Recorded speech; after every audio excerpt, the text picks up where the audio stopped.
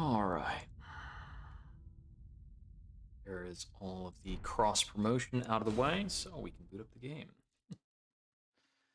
Good afternoon, this is Jupiter Exile, and we're back to Elden Ring RL1 here in Crumbling Farumazula.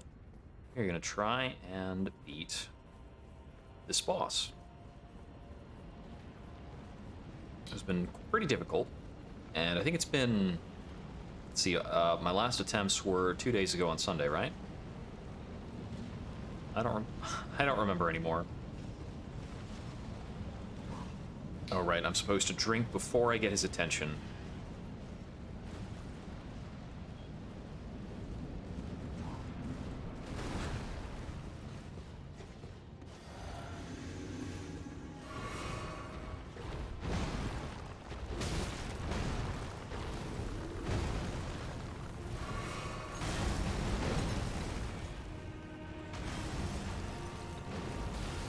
Okay, there we go. Went too early. When it's far away, it's really difficult for me to judge the claw. It actually is a fairly slowly traveling projectile.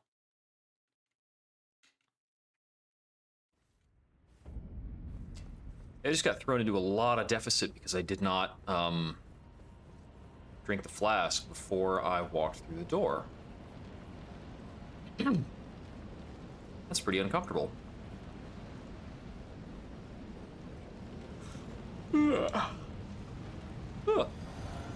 Ay. I got it from a nap, like, just maybe 10 minutes before I started up the stream.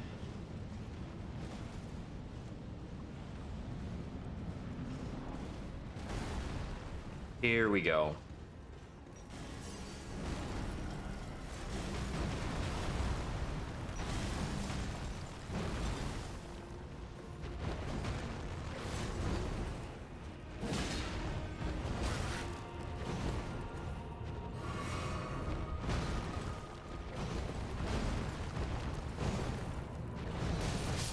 Okay. So that time he went from the backstab to the double swipe, which I didn't know he could do. So that's fun. I'll make sure the stream's up. Yeah, looks good. Yeah, I thought on the reverse stab like that I could just walk into him. Guess not.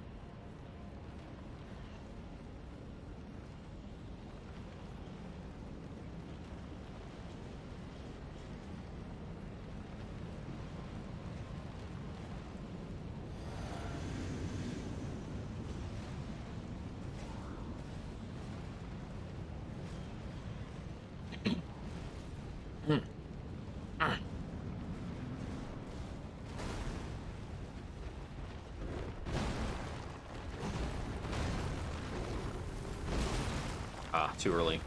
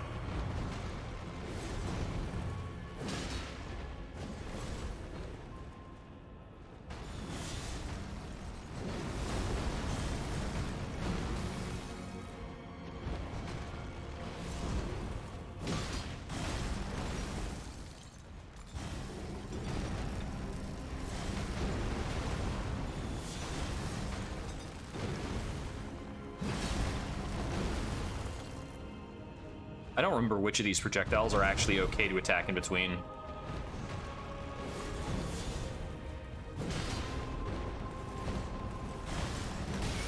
Ouch.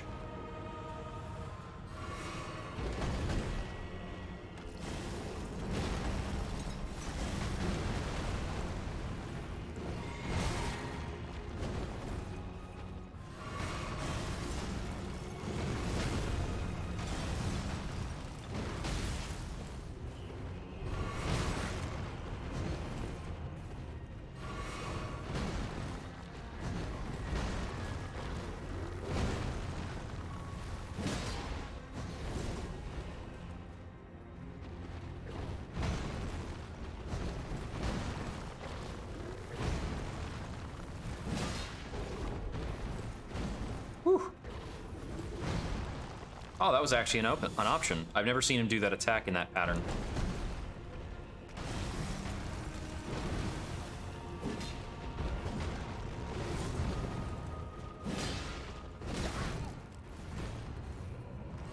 That was very nice of him.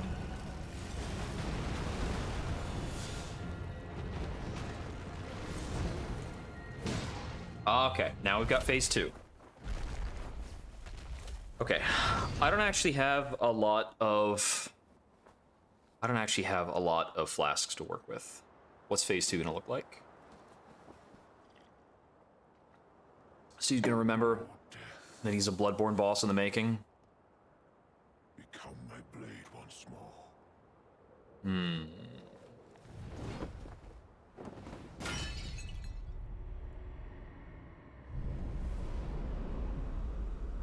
There's a definite trend of folks getting stronger by stabbing themselves. Uh-oh. Oh, is this boss a bigger deal than I thought it was?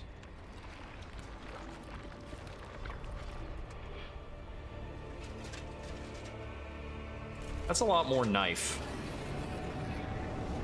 Something tells me I'm gonna have a very different attack pattern.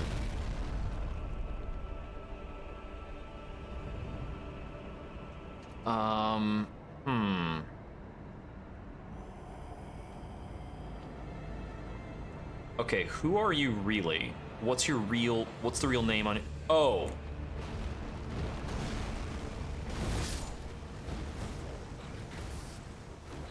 This is actually Malekith? I didn't expect him to be bestial like that. He just flipped off that pillar. Okay, so we're gonna have an entirely different fight in the second phase. So I need to get this first phase down a little bit cleaner. So the Beast Cleric Gurranq is very, very similar to Malekith. Huh. Alright, alright.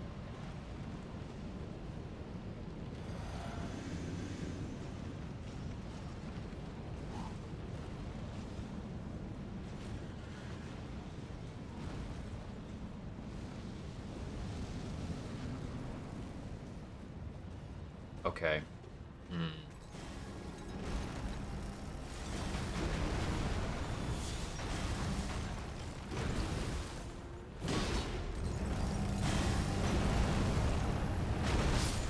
That got me. So, in this case, he's got a pretty low health bar. Unless his defenses change when he goes to phase 2, but that would be pretty unusual.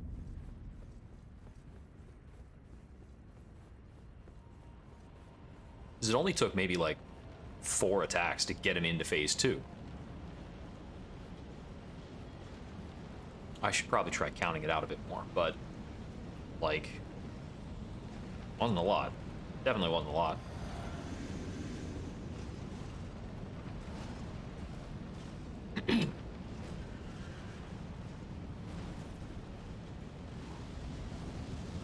This is good though, because I knew Malekith was one of the bosses I had left. I didn't know where he was.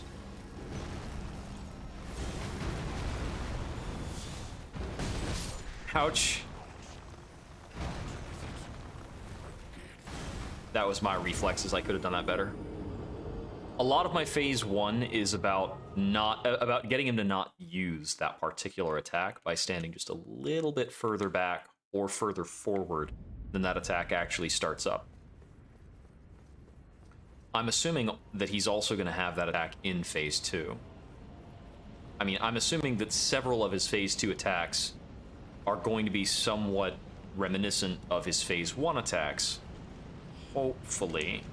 And I don't know how much new stuff he's going to have. It's also possible this is like a fully transformative fight, like Ludwig the Holy Blade, which is why Ludwig is such a pain in the neck to learn, is because his first and second phase are entirely different.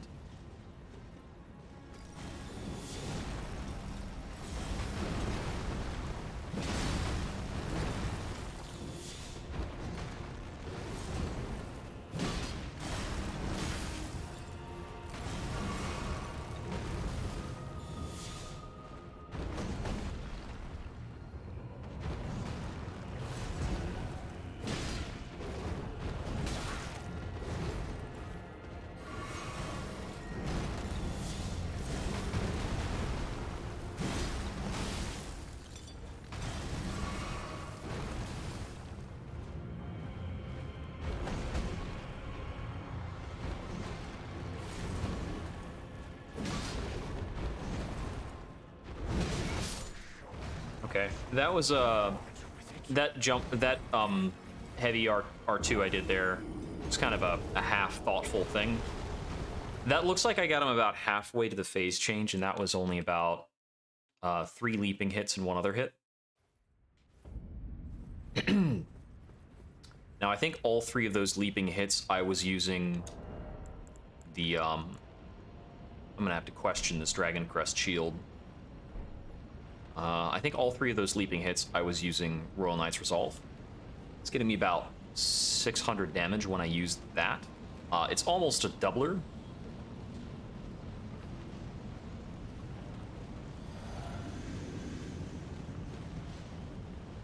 I would go as far as to say I need like 6 resolved hits, probably phase changes.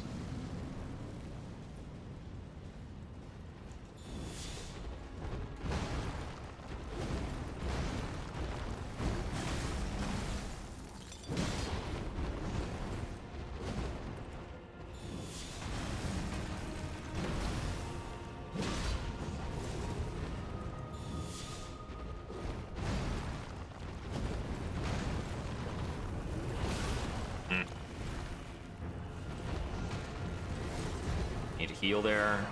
Miss an opportunity.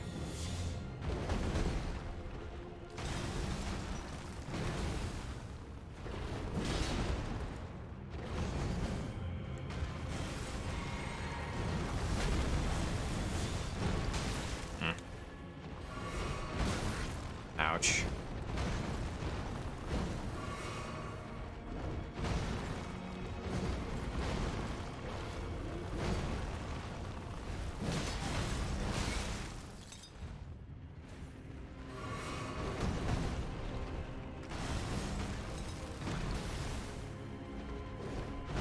Let's move away from the ledge.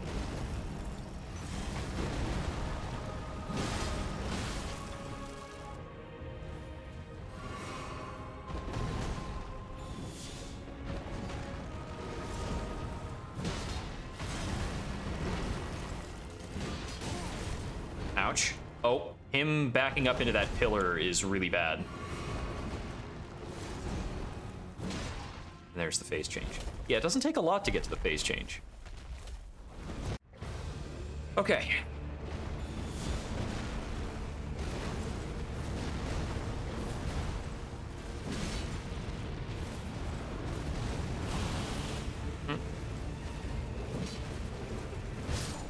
Okay, so it was 1, 2, 3, 4, 5. And on the stab is when we want to fight him. And most of that was like not even aimed in our general direction. I think I might have had the chance to get in an extra... Wait, why did I come back to life with damage? That's weird.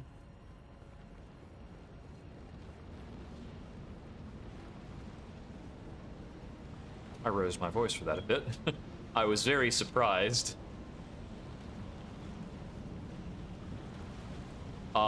But yeah, hitting him with even just 1 leap in that phase 2 showed me we probably only need to land about 12 hits total to get through the fight.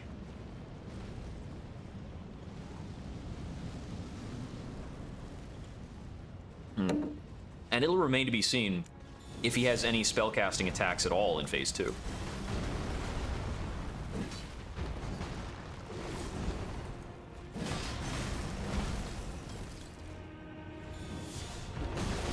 Ouch. That was not a safe time to activate Royal Knight's Resolve. But yeah, Royal Resolve fully charged R2's hitting for a good 1100. And 12 hits of about 500 or 600. I think this boss might have less than 10,000 health. Might have around the ballpark of 10,000 health. I think this boss has maybe lower health than Moog. I'm not sure. He just doesn't feel like a healthy boy.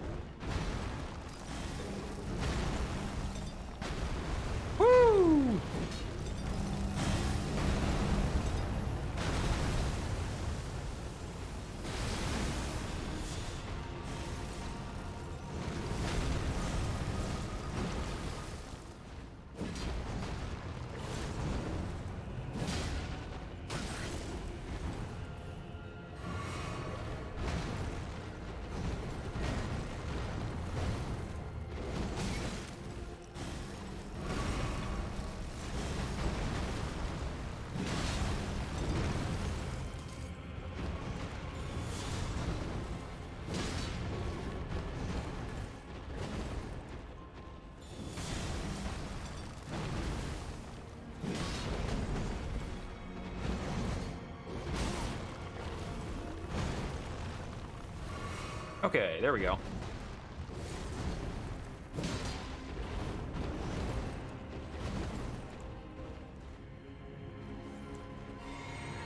Got away with that.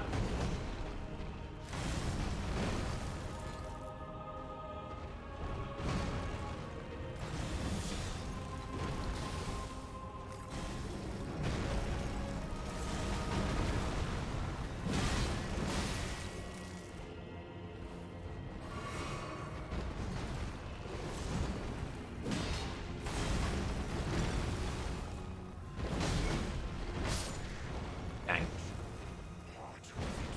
It's very close to a phase change.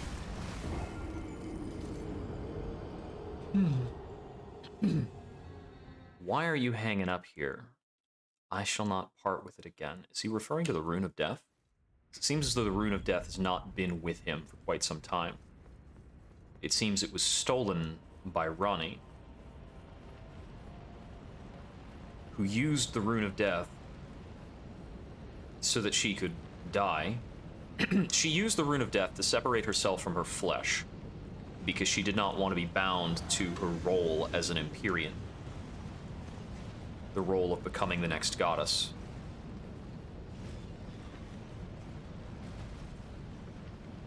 Though she doesn't seem to mind if we take up that role in her stead through a link to her.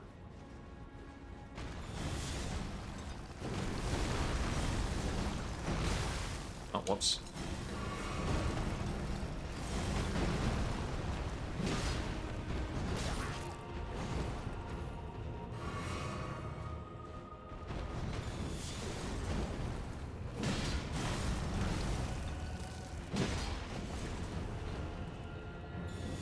Okay, the standing R2 seems like a good idea after some of these attacks.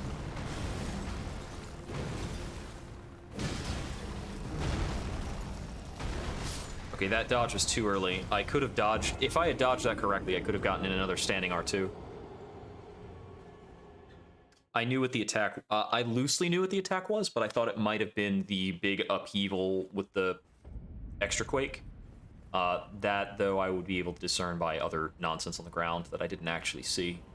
So I'm getting ahead of myself on that. Blech. I think I'm going to keep the Dragon Crest equipped because I do not like it dying to Rock Shard Splash. And this is keeping that at a not quite lethal place most of the time if I take that hit. I think some of my jump-ins result in me possibly being hit by that attack. In phase 2, I don't know if he can do that. I kind of wagering that for phase 2 he slows down.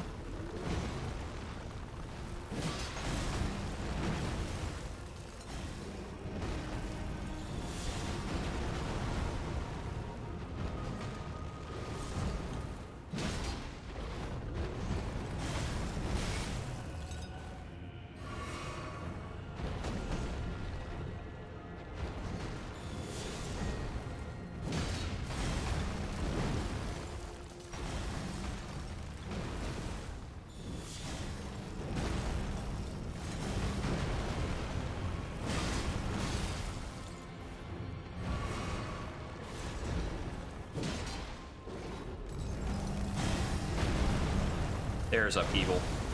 Okay, so my earliest signifier of upheaval is that he puts his dagger in his mouth.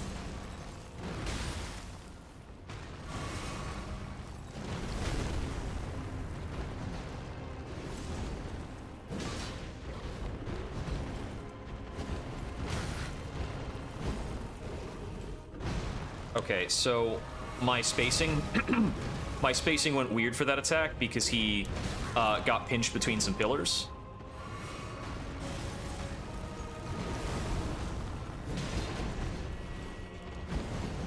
And it caused him to, like, be moved less.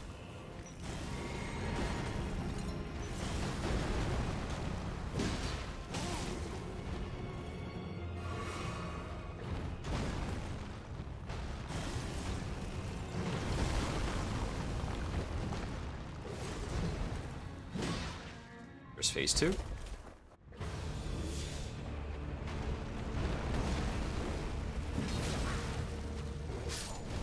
Okay. He's got a, yeah, he's got a black flame dot after his hit. And the dot killed me.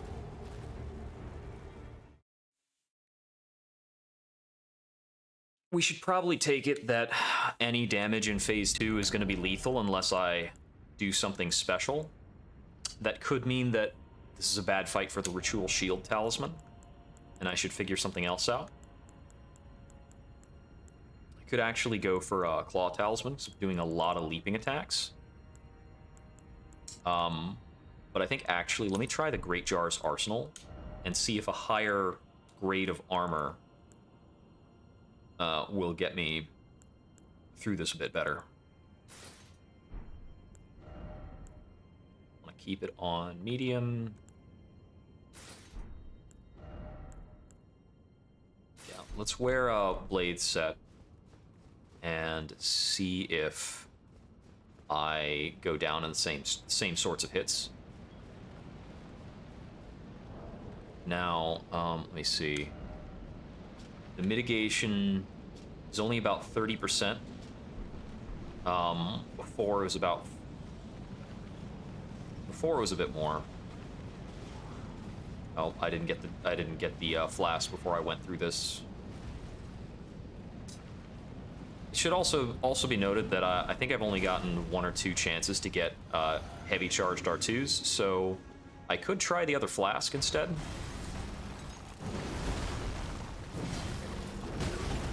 The mitigating flask.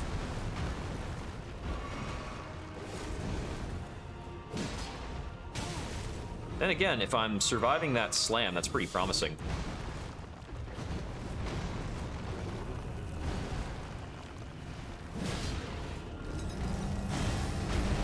That's an upheaval. Ow! Oh, I got killed by like 1 errant rock shard. You know, that slam is probably just generally not lethal, and I haven't gotten hit by it before. I don't expect this to be a better mitigation option.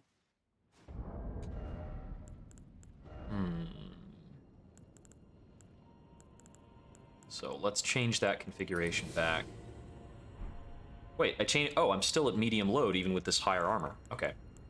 It's because last time I did this, I was using the battle axe instead of the... No, the great axe instead of the battle axe is what required me to use the Great Jar Charm.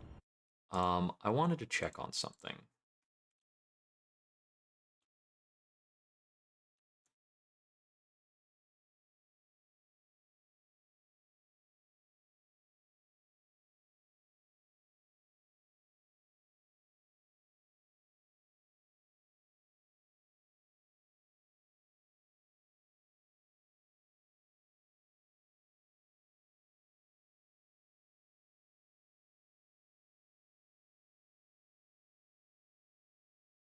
Okay, let me see.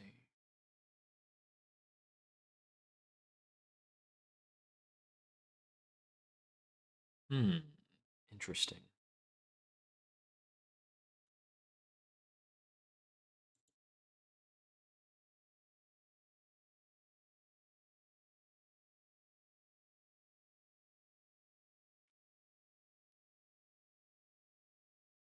I was wondering if I should bother to go get the Jellyfish Shield. I heard it had a good skill. And yeah, it's a skill that increases attack power for a certain time.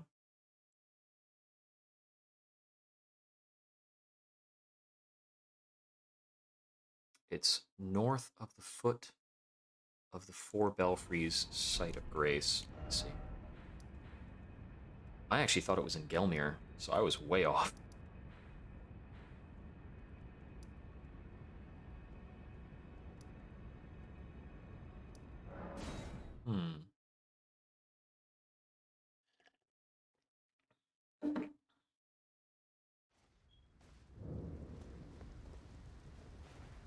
Oh, whoops. Didn't mean to do that. Oh well.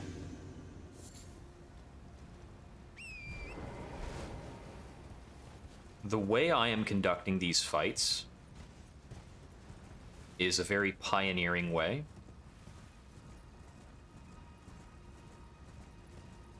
So I need to be very aware of each of these different upgrade possibilities. That's weird that I've only seen imbued stone sword keys used in like this one spot.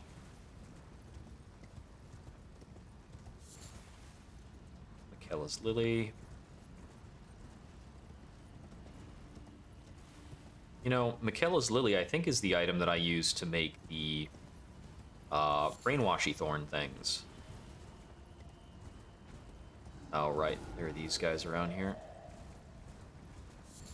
I'm not sure if there's anywhere that I was struggling that I would be assisted by the brainwashing thorns.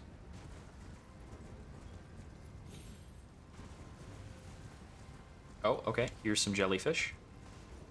Not those. They need more jellyfish. The spot where the shield is at has a bunch of them.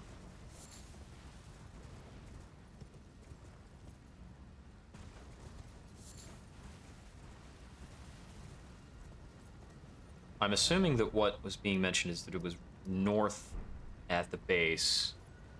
Okay, so it's probably down there.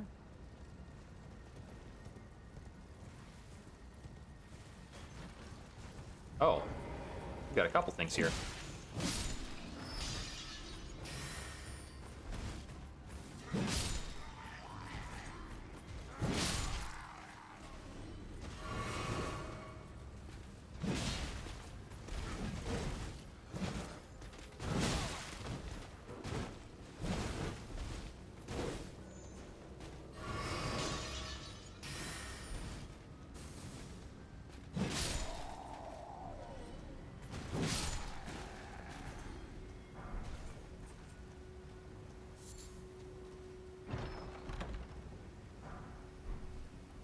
Smithing stone 4. Cuckoo glintstone. Albanoric blood clots. The old blood. Oh, it's the wrong button. That was not the horse button. There we go. Are there any more treasure chests here? I see an item on a corpse. It's not purple, so I'm not really concerned about it. So it should be around here, kinda.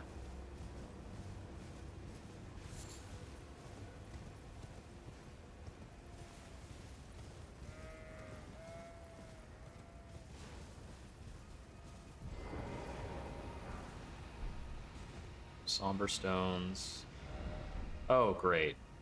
How many of those just showed up behind me? Are you flippin' serious?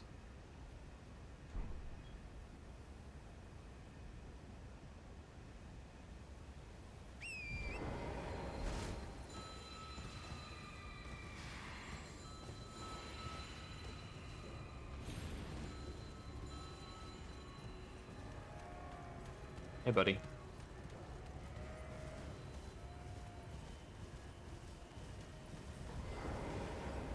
I guess I haven't looted this?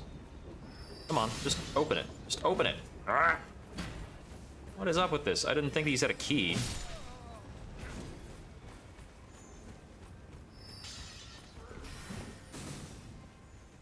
Do I have to stop the procession to grab the item?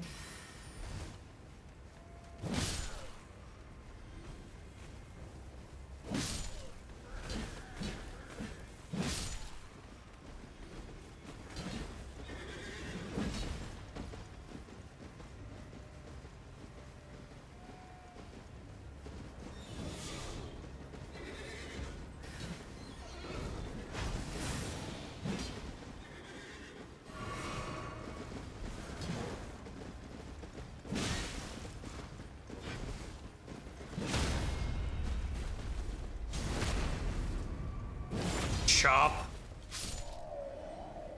How does that make the rest of you feel? Yeah, there are not too many of you to kill so long as I'm mindful of that guy on horseback.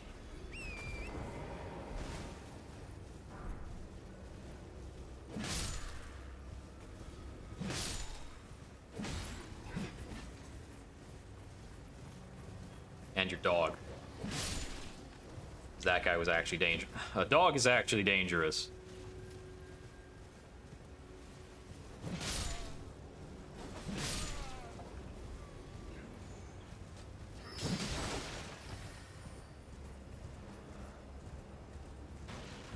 That was really following me for a bit.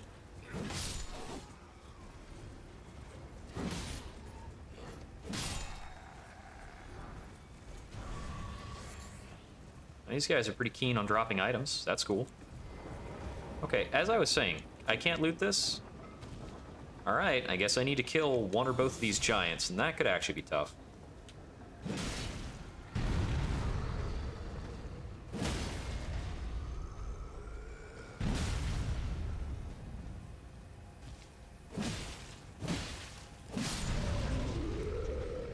Okay.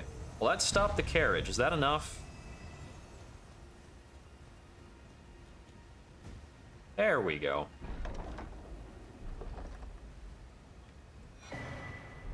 Carrion Knight's Sword. That is probably some kind of a hype item. Okay, so... Oh, no, it was the foot of the 4 Belfries bonfire, not the foot of the 4 Belfries bonfire. It's, yeah. The note that I had read said it was north of the foot of the 4 Belfries, so I thought that meant it was north of the 4 Belfries in an area you would describe as the foot. Not that there was another grace with that literal name. Okay, I'm pretty sure it's just in the middle of these 3 jellyfish over here. 4 jellyfish. There we go. Now I have it.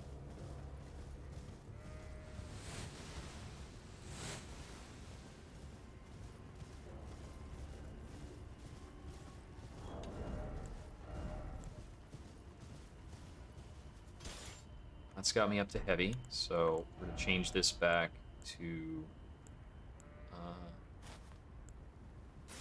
chain armor. Change this back to the gauntlets, and that's fine. Okay, so if we use Contagious Fury and then put this on our back... Okay, Contagious Fury buff goes away when you put the weapon in 2 hands, so that's not going to be worthwhile, because the scaling difference for having the weapon in 2 hands is better. I'd also wanted to get the Ritual Sword Talisman, but our talisman slots are pretty competitive for this fight. I don't know if it's important or not.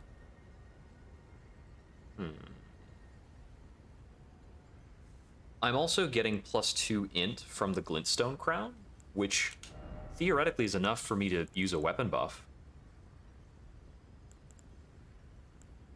So I could try out, like, the Demi-Human Queen Staff, which I could get upgraded. And we could check on our memorization.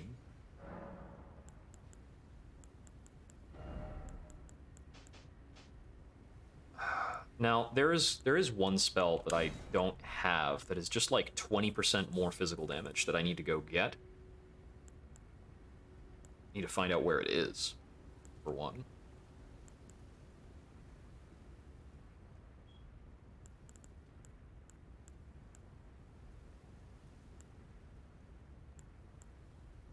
All the damage negation stuff.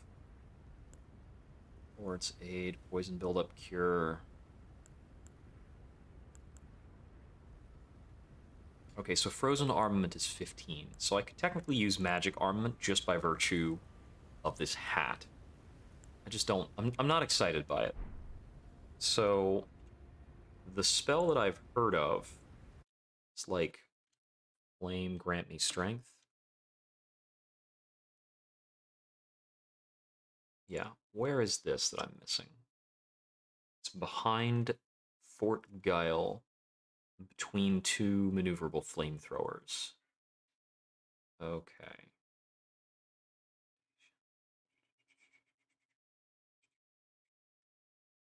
%20 physical and fire attack power.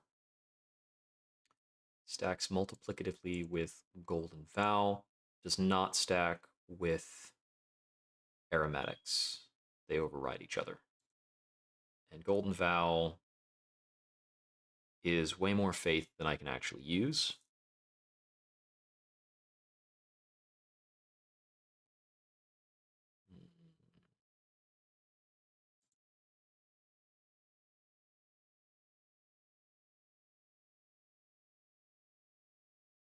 and it lasts only 30 seconds, but it's probably pretty handy.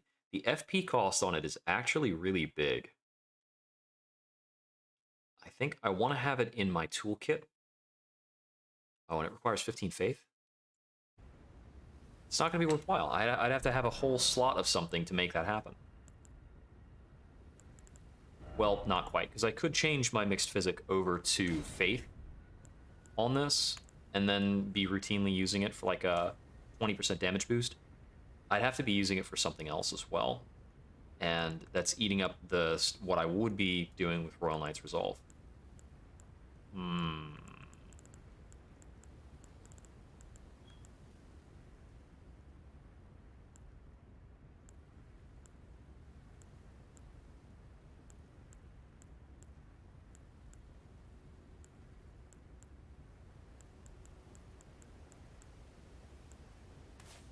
I'm actually going to try the fight with the Opaline hard tier running.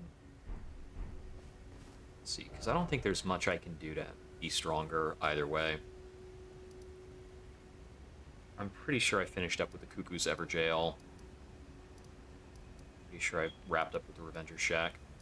I've still got some dragons over here to possibly hunt. Still actually got this dragon over here to possibly hunt. Okay, I'll take a momentary break to go hunt a dragon. I've tried this dragon quite a few times. We've got a bit more attack power if I'm going to use the heavy great axe. And still on medium load. So that's good.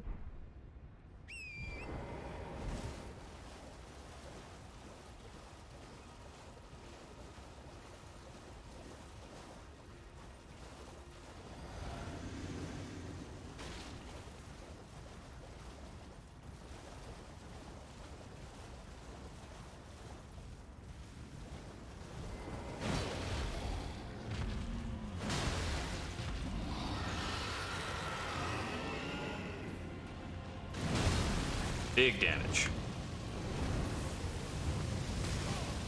It didn't actually pull out the horse when I wanted to, but I'm not dead, so it's okay.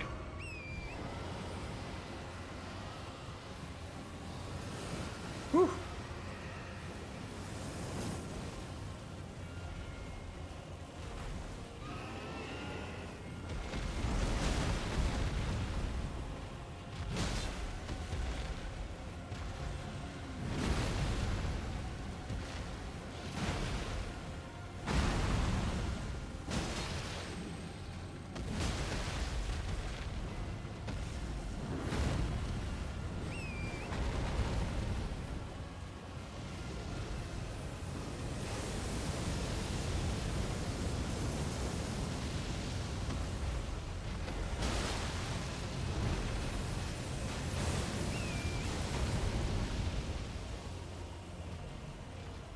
Mounting up protection saved me there, I think.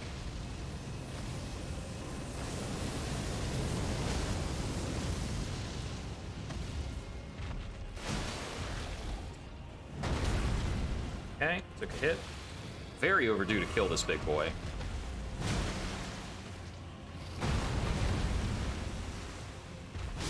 There we go.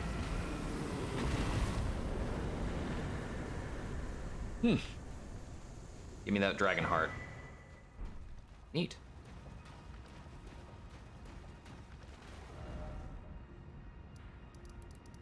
I think there's only so many overworld dragons left.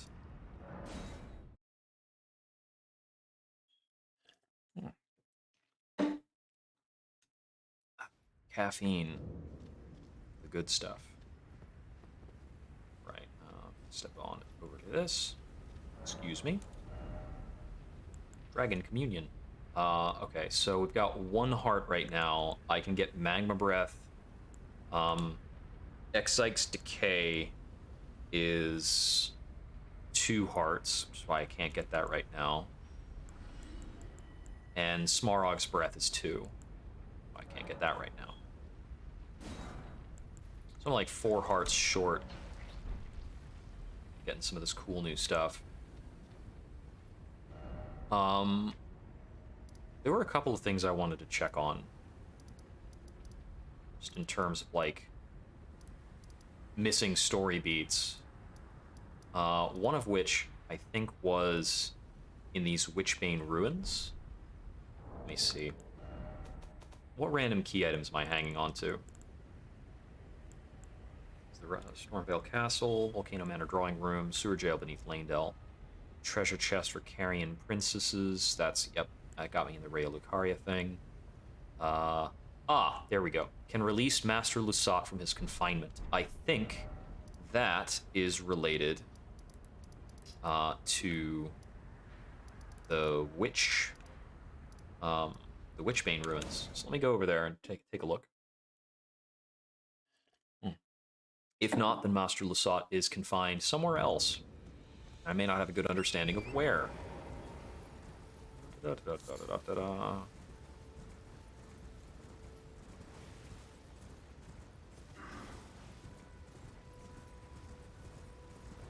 should be south of here, right? Also not sure if I've actually used this. I think I have. I think this is like the first one you generally run into. Yeah, it's already been used. Here's a quick check.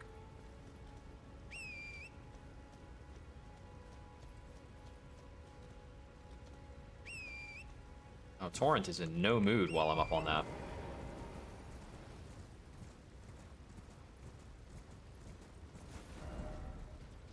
Oh, it's, okay, I see. It's in this little, like, basin-y area. There's the ruins.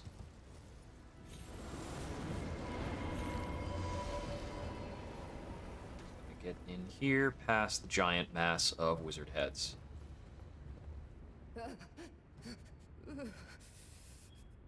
Okay.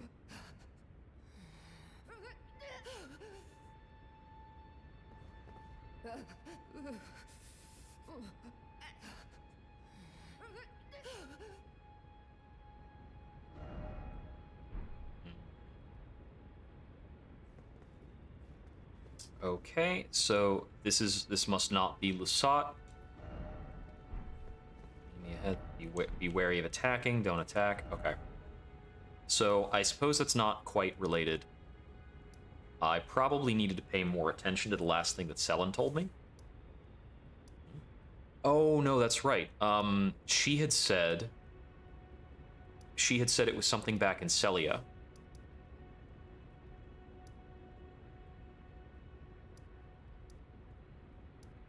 I still haven't gone through this. No, that's right. I went through the Celia Gateway, and on the other side was the Swamp Lookout Tower. Okay. Is there something I was missing by the Church of the Plague? I still had the hint about, like a dungeon in the Overlook past the graveyard or something like that. I think I read somewhere that your point of reference for that is, like, a big gravestone. So probably, like, that gravestone? Honestly, I want to get rid of this guy.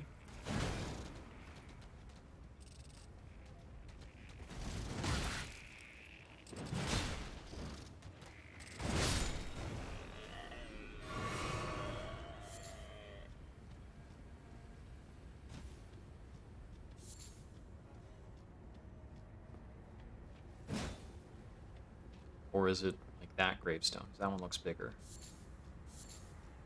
Well, I can get Sacramental Buds here, which I needed to restock on anyway, so it's pretty good.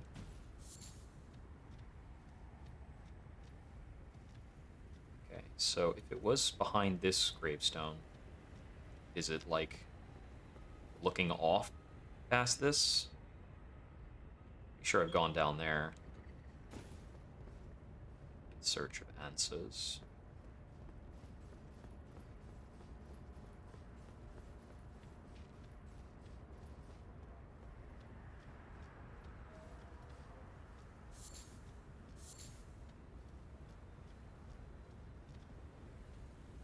So I think I've already kind of investigated this area under... Oh, wait.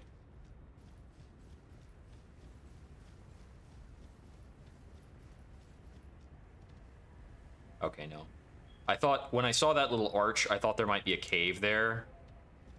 It's nowhere near that straightforward. Oh man, he landed and was able to jump again, but the direction he chose to jump was not a good one.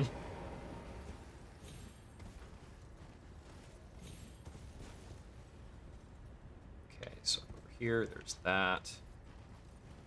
Is anything related to that direction? How much more graveyard is up here? Like, what is the biggest tombstone around? You got another tombstone back over there.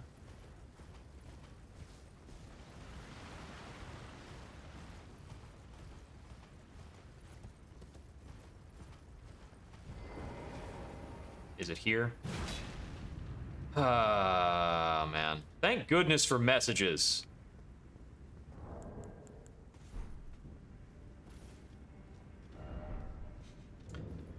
I don't know if this is related to the quest progression.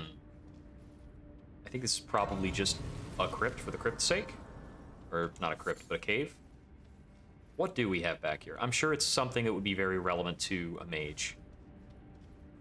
Summoning pool. Okay. Yeah, sorry, bud, but my weapon is way too upgraded for y'all.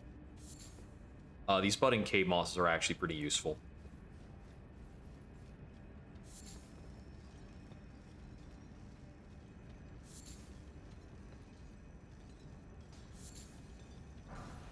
Something here is probably illusory, right? Yup, okay.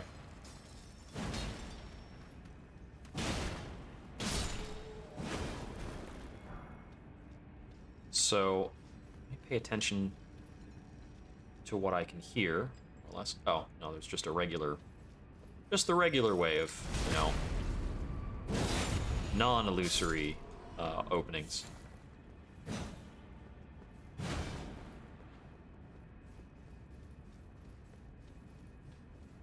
But I can pay attention to wherever I'm hearing stuff.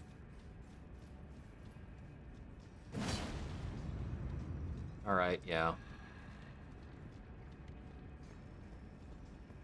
Seems as though the vicinity of crystal is something to pay attention to. In terms of illusory walls.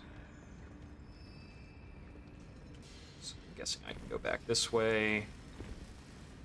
Kill you. Old runes. Cool, cool. Jump back over that.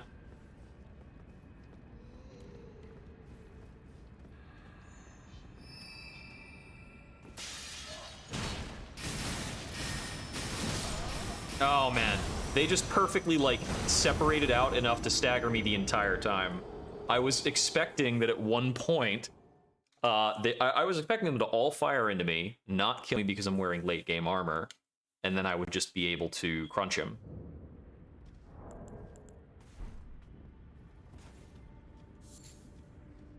But that was rejected. He got to do his super big slow whammy attack.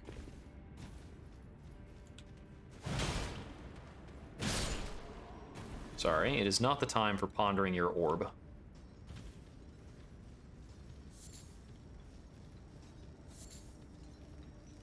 Can I walk past you? No, I can't.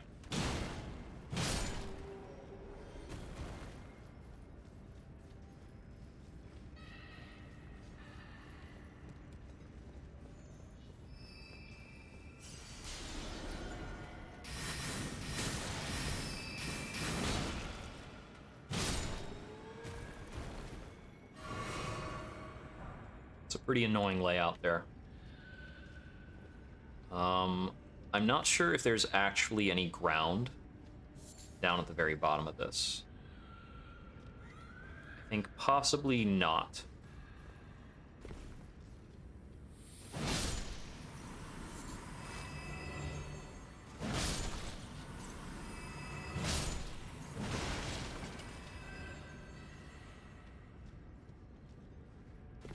Okay, so that looks like it's part of a loop-de-loop that leads back over here.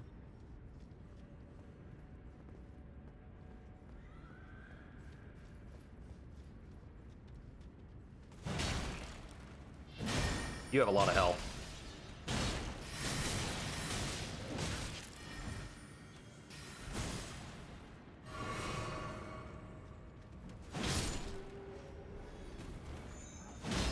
No more of that, thanks.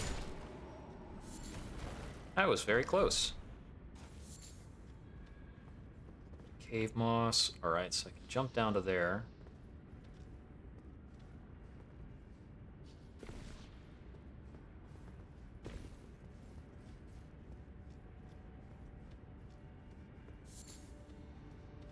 There's America stake, so I might be close to a boss.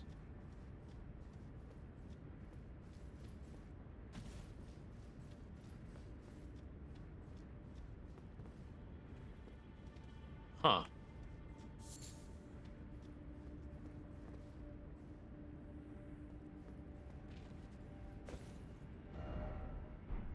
Climbable spot and then try left. Okay. Guessing there's an item up here somewhere. Follow the glowing messages. Trio ahead. Okay, so we might be in for a bit of a gank fight.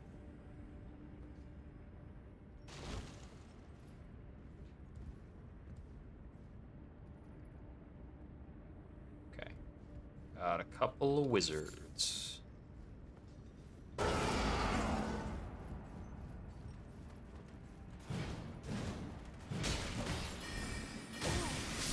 Okay, that's right. I need to hold it down for the character to actually rush forward after using Barbaric Roar.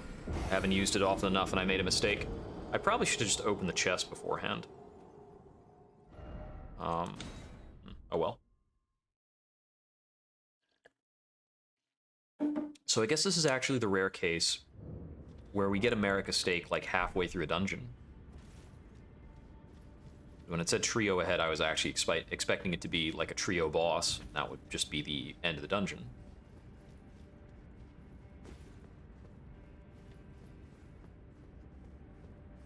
Dungeon hidden. An entire side dungeon hidden by an illusory wall. Ugh. This whole place is so rude.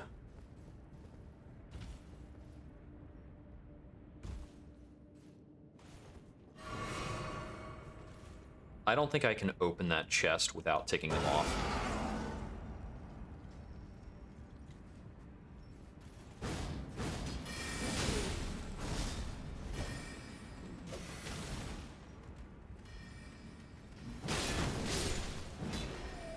Okay, that was pretty good.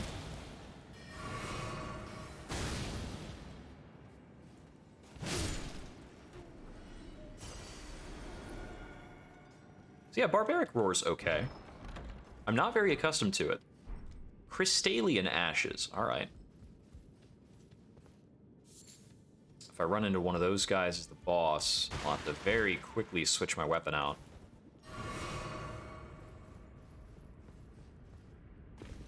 But I could see that being, I wonder, if it's acting as the summon, does it also follow the same rules for how it takes damage?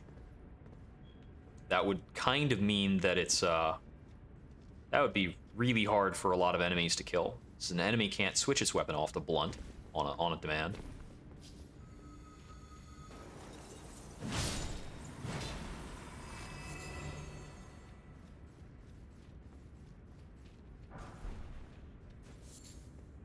Crystal darts are pretty handy. I've gotten use out of those.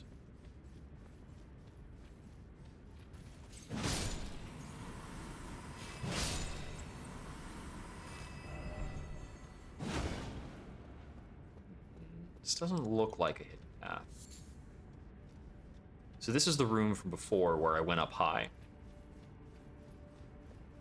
and fought that trio. This is just like, this. You could backtrack, here's your other option. Okay, here's the boss door. Oh. Good little note.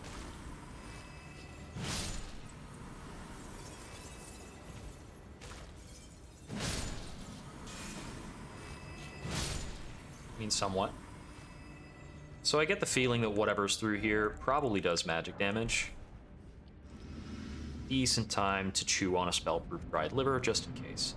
Oh boy, it is 3 of these guys. one of them being some kind of caster. Oh, and they're the Rotten variant.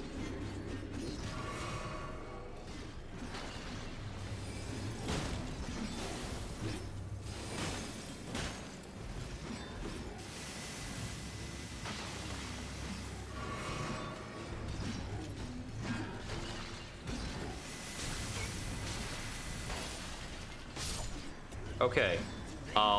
Wow, that is a miserable fight. I've never seen one of them with a staff. That is super obnoxious. I'm not gonna press on that. I am gonna check what you get out of there. So that was the Celia Hideaway.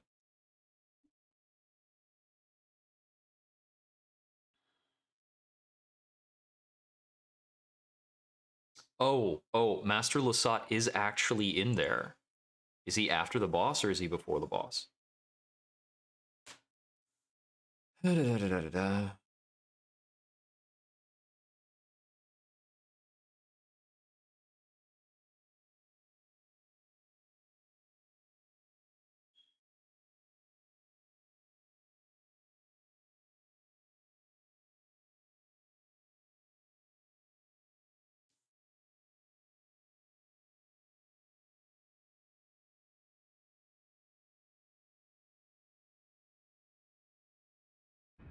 Okay, so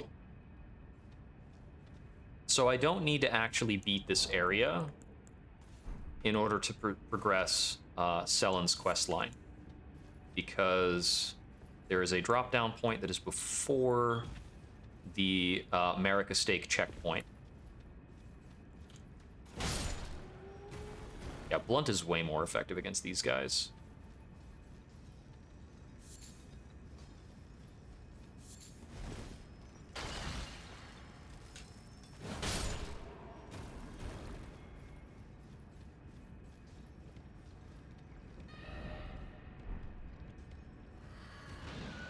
Oh, there's something important down there, isn't there?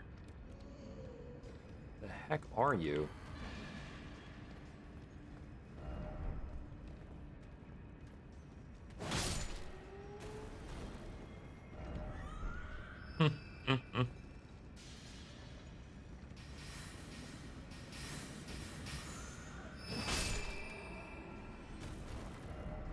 Okay, here we go. This should be the spot. And we do have a floor down here. Now. Okay, the snails are also, well, I was dealing more to them with the other weapon.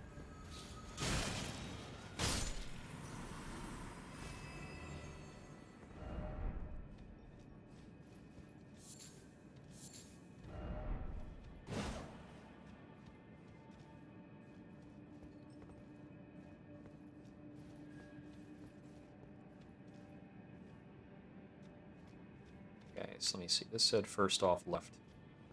Is it saying first off left to reference go down here? Is there another route here?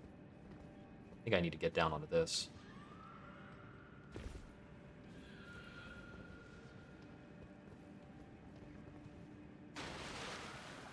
Okay, this is just water.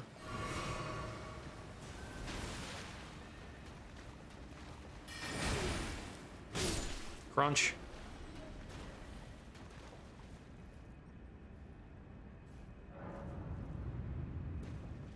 Okay, this should be the spot for the quest. Hello.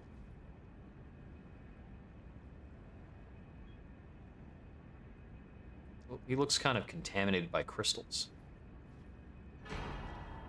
Stars of Ruin spell.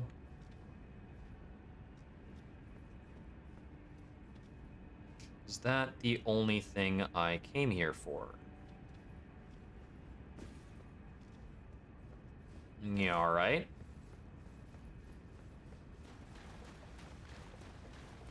Not very talkative.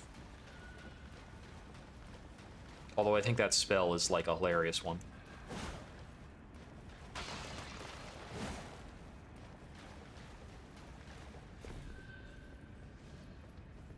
Part of me wants to check out what's up with this shrieking guy. Let's see. Is this one of those teleporting undead dudes? The very same.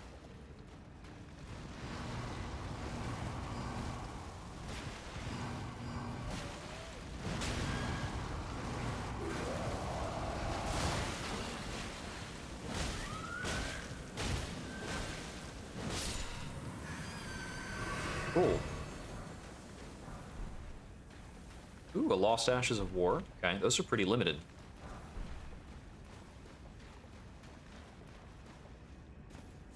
Apart from that, I don't much care for that guy. Alright. I don't really want to fight the triple fight with those crystal dudes.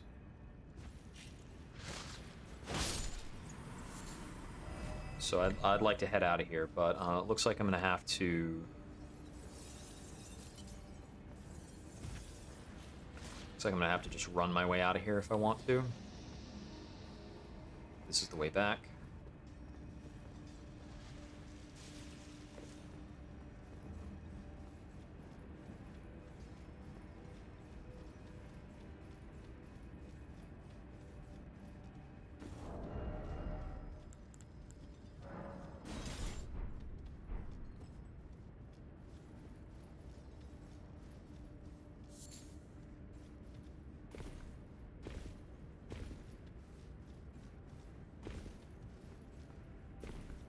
It is interesting how much play they gave to, what's it called?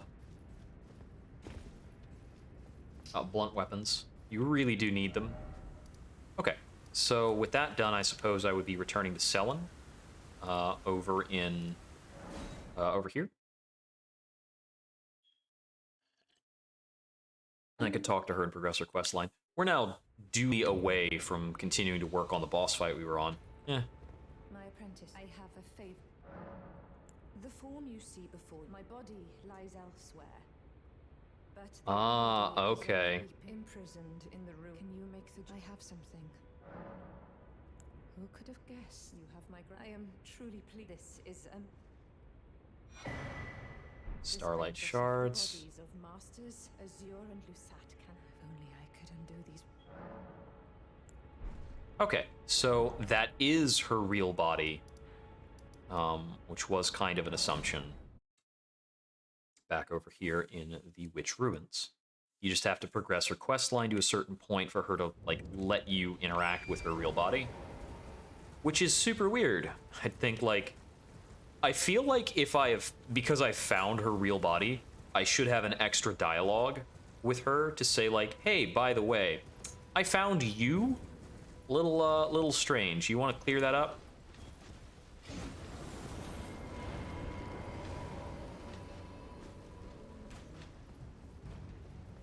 But, hey, that's a wizard for you. If I am screwed, I will literally die. And these there is something. My primal star has fallen. Someone may come for my life. Myself. Primal Glintstone.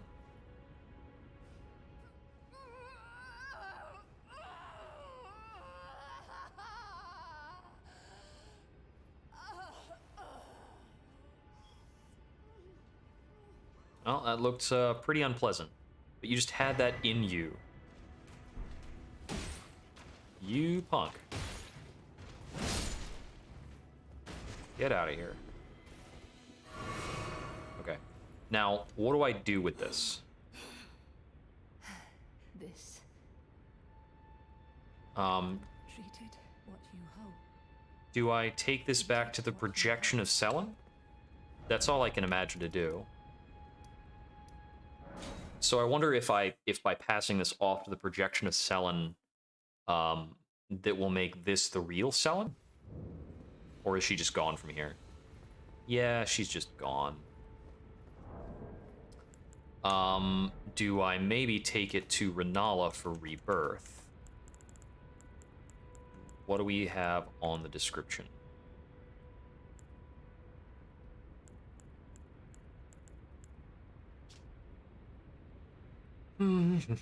If transplanted into a compatible new body after their original body dies, the sorcerer will rise again.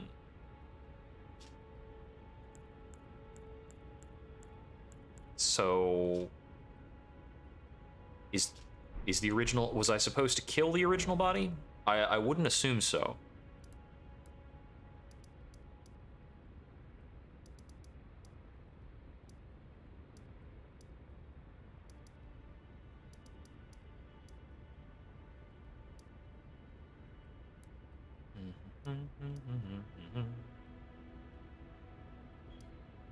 Alright, I'm gonna check in with Renala. See if she has something to say about it.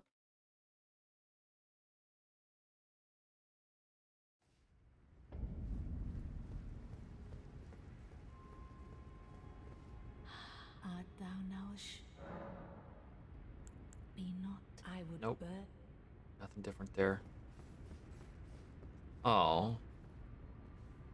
Did Bach just, like, sit here until he died? This whole rebirth thing. What the heck? There's still the mystery of if there's something going on with the statue of Radagon. It supposedly holds a secret.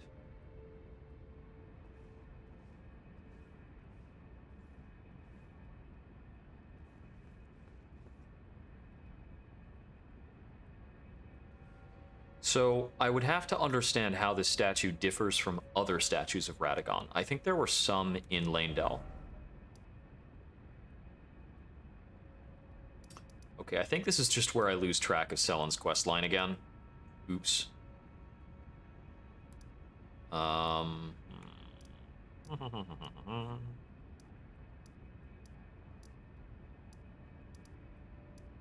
You know what else I can do, though? I've got a lot of seedbed curses that I can hand over to the Dung Eater, progressing his quest line. I think I'll get his armor out of the deal. I don't think I get anything else that's really worthwhile. So, let's see. That was from the Shunning Grounds. I think I need to go down into the, like, sewer area. It might be this one that I need to take. But I think it was this one. I don't know what's behind that gate over there. Okay, so it was at the end of this rat-infested hallway. If I hook left, there's a bunch of plant stuff. And I run past these plants. And then I go up this ladder.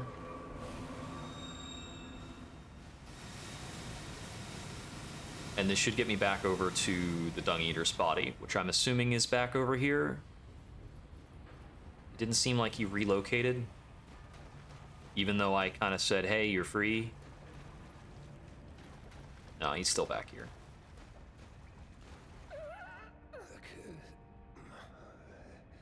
They'll be born cursed, all of them, along with their children. Oh, we have a cutscene for this.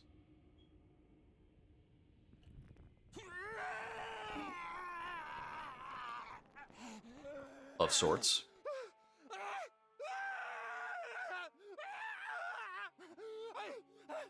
Unleash it upon them! A curse blessings to war! Honestly, it would be a shame to complete the game without hearing that voice delivery.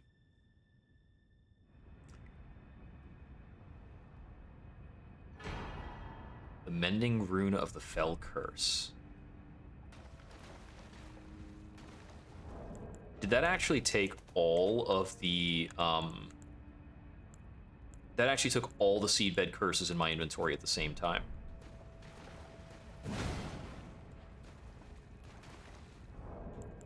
I don't think I got his armor out of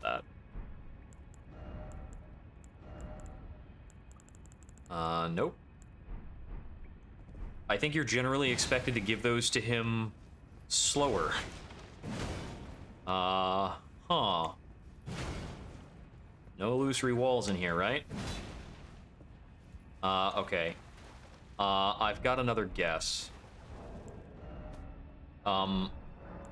I'm gonna quit to menu and then load back in, and I'm thinking his armor will be on his corpse. That happens sometimes. It's actually a very annoying trend that happens sometimes, is that the game will not drop an item until it gets a chance to reload. There we go. Yep, got his Omen set. Yeah, so the Dung Eater is related to the same Omen curse that is affecting Margit and Moog. Two of the gods, actually. Like, two of the demigods are inflicted with this. I have no idea why I have that marked. I might have marked it because it looked like it might be vaguely interesting. Let's take a look. Is it maybe a Deathbird location? Or maybe there's a Crystal Tier? No clue. But it's just right over this way.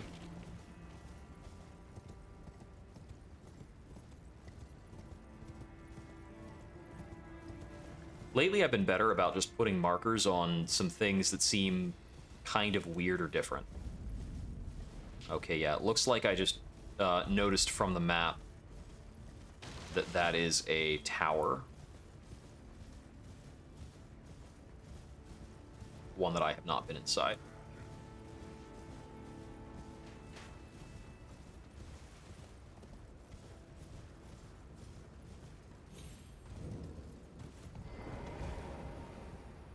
Highway Lookout Tower.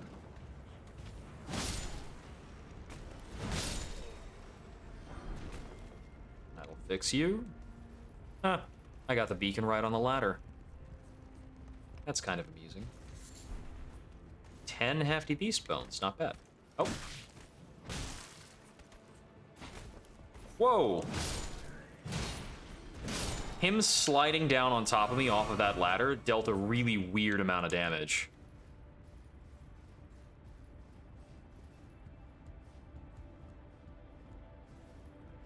I really wish for the smithing stones they had gone something like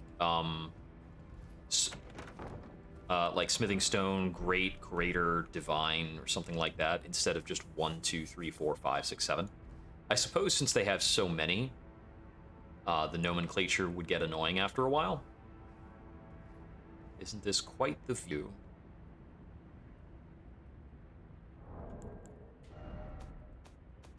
Reminds me to check. Okay, I've got one golden seed hanging out.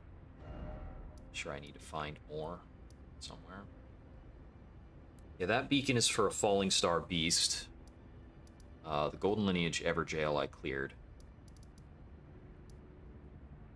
Merchant. I don't recall if I took out the falling star beast that was up here. Don't remember. I don't really care. Those things are miserable to fight. Oh, great. First chatter I get all evening. It's spam. 2 of them. Oh man, am I about to get bombarded?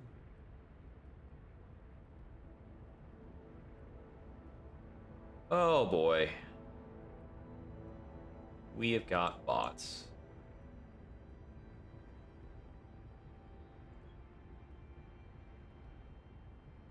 One of those actually had a,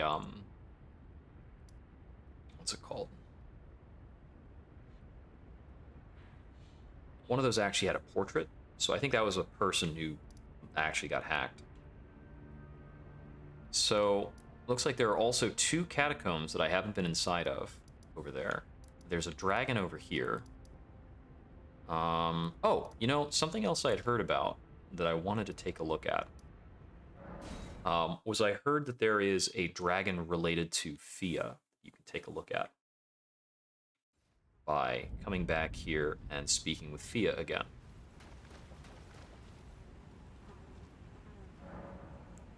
The Deathbed Dream. Okay, Fia herself is still alive for now.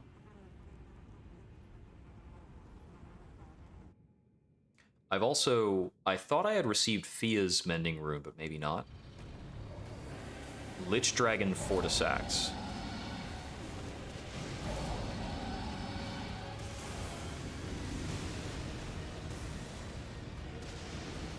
Okay, he is covering this arena in death fog.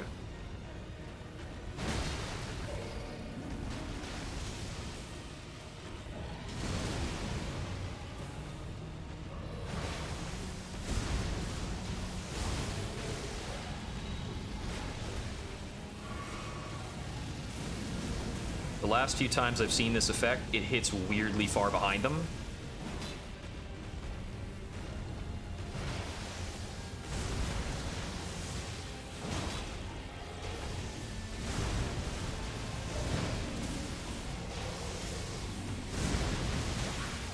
Okay. No, it started another one beneath him. Bummer. So the weapon choice doesn't necessarily feel wrong for this. I think I can do better than Barbaric Roar, though. So let me try this with Royal Knight's Resolve on the Great Axe. Do I want to change any of these? I think the Dragon Crest shield is not meaningful here. But I don't know what to go with. You know, I'm going to be doing leaping attacks to get at his face. So we can do this. I think it's either that or some kind of a resistance option.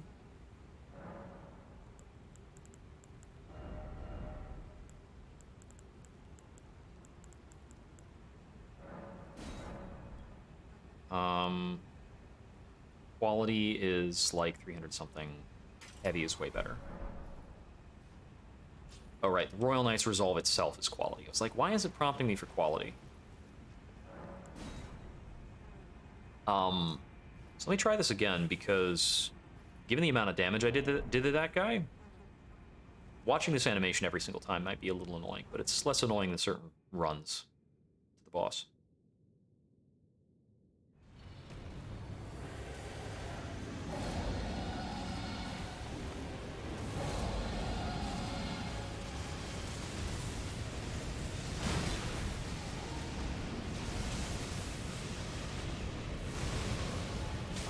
Okay, I saw that wave coming, and I got hit by it anyway like a dingus.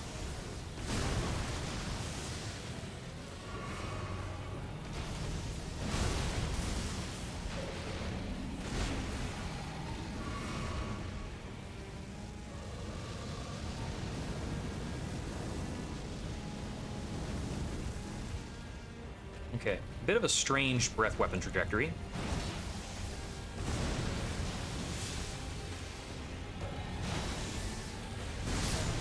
Okay, I couldn't tell exactly what he was doing. I thought he was going to go for a bite, but he was going for the double hand slam. I don't need to dodge that many attacks to actually win this fight, I don't think. I need to maybe understand where to attack in order to get his head a little better. One thing I want to test is, if I buff before I touch Fia, does this hold on?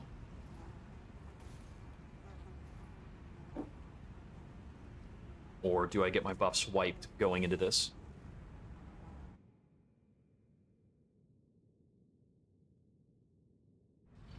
They're still there, we're good. Horseless, okay, had to check that too.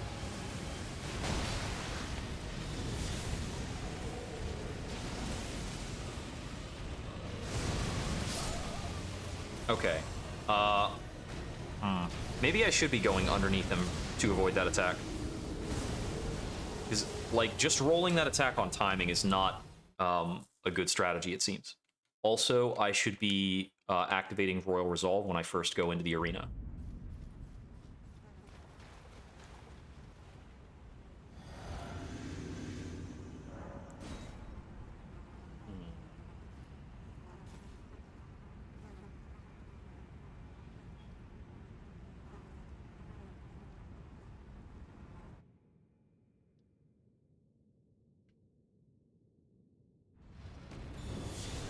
Go. Because I definitely get to run at him and smack him in the face pretty much first thing. I whiffed.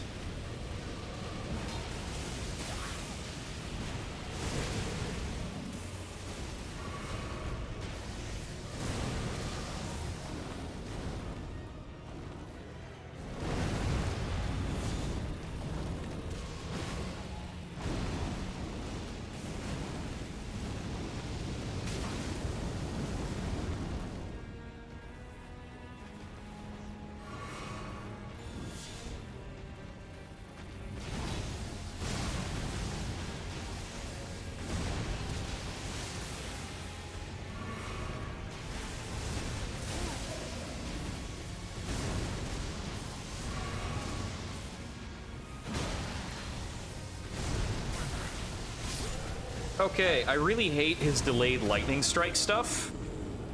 It's really annoying to dodge.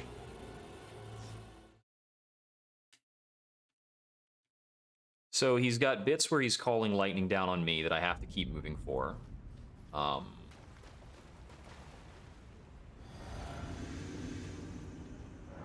He's got a lot of lightning on the floor that won't kill me, but it will upset my health total from being full and possibly cause me to die later. Which is tricky. Oh, that Phantom is definitely holding the Black Blade of Malekith. It's neat.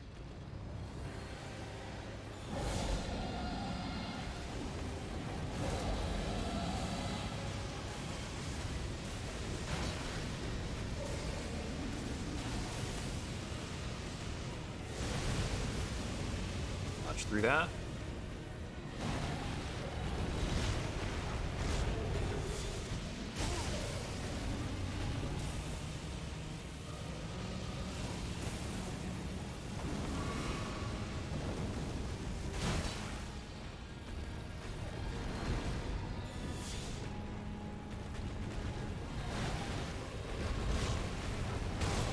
Okay, that's double bite.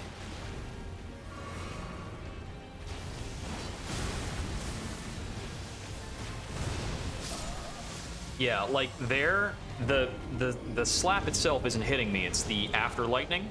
The problem is, it's very difficult for me to get a good visual angle on how the lightning is going to work for an attack. Because he's very often going to be striking kind of out in front of me or something like that.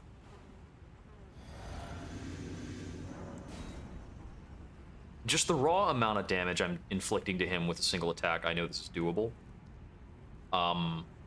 I'm not sure if I might need to pivot my strategy away from trying to get headshots. Because the headshots are really crisp, but it's very unreliable. Oh, I see. I can actually skip the transition because it's a cutscene. Sort of. 3,000 damage.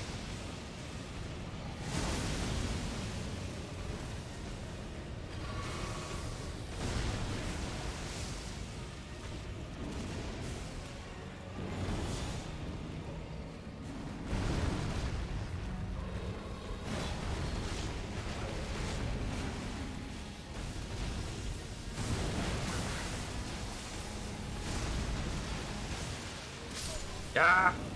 I was waiting for the lightning that was impending on me to stick off of me and, like, go on the ground. And I dodged, like, twice waiting for that to happen, and then it dropped, and I didn't dodge. That being said, that 3,000 damage startup is pretty crisp. That tells me that we probably only need to get about, maybe as few as 4 leaping headshots would kill him.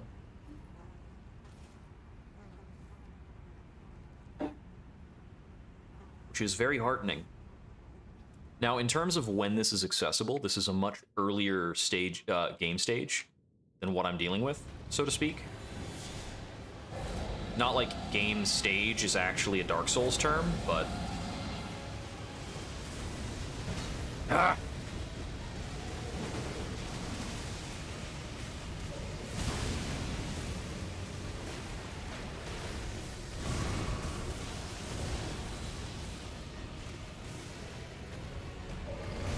Oh, tail swiped.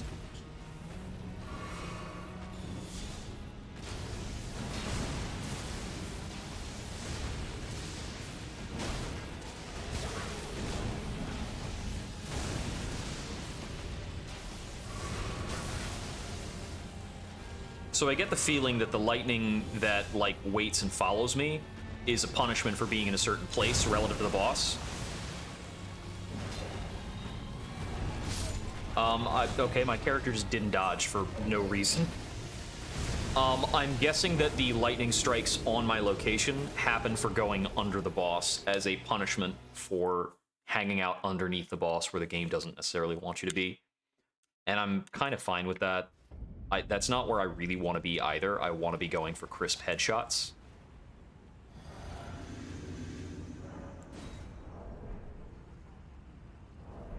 Trying to figure out when the cutscene actually starts. I'm guessing that the skippable part starts on the fade out. loosely. It's like a little bit afterwards. So I need to run at him, and it's like after the second roar. That wasn't quite right.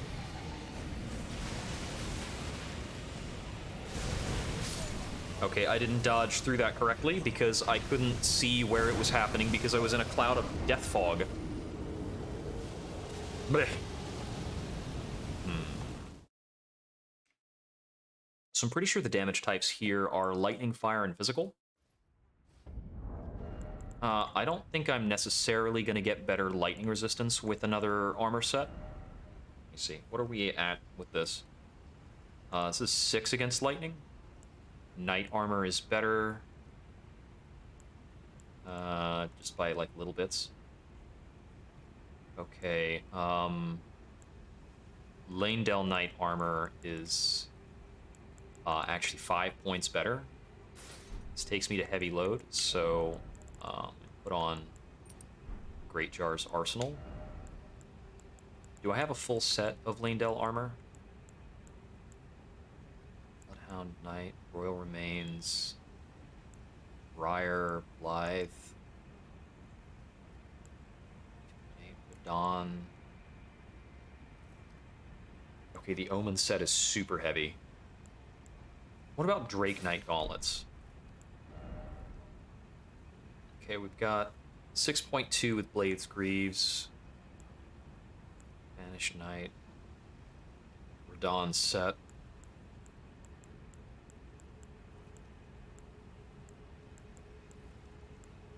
I feel like I'm missing the shoes for a lot of sets.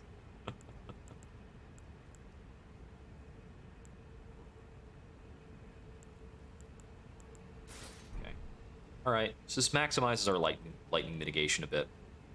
We're still just wearing the Glintstone Crown because it's more damage, and I love damage. I always want to be doing the most possible damage. So the goal is I would like to not be one-shot if I am accidentally hit by the wave component of his Lightning Slam effect. Because I have a very difficult time seeing where that wave is.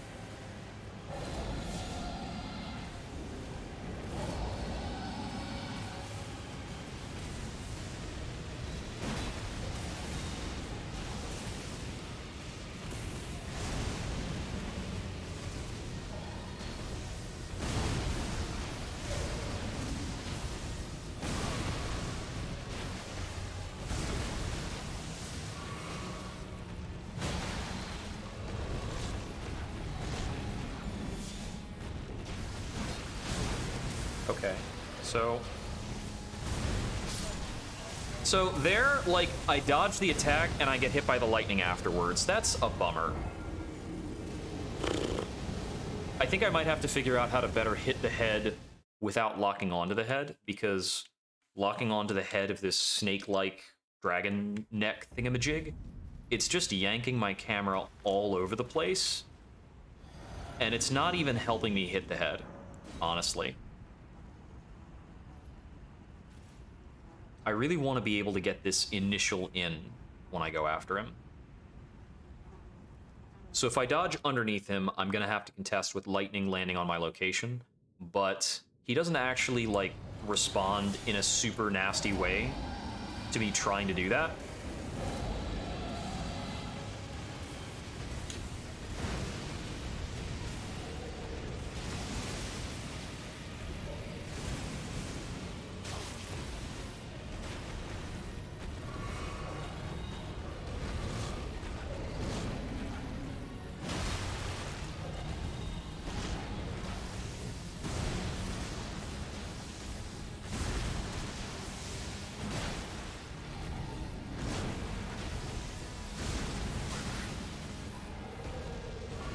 How annoying. Alright.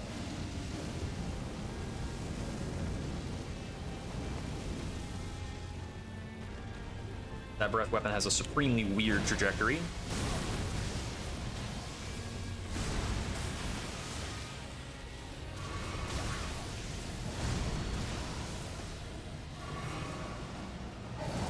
What are you doing? Okay, he's calling down more lightning.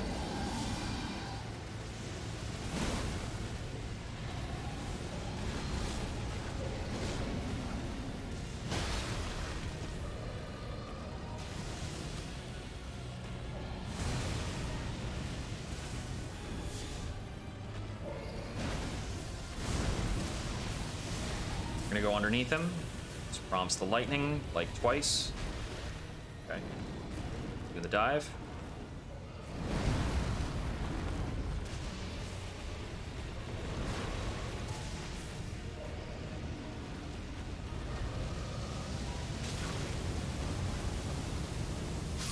Okay.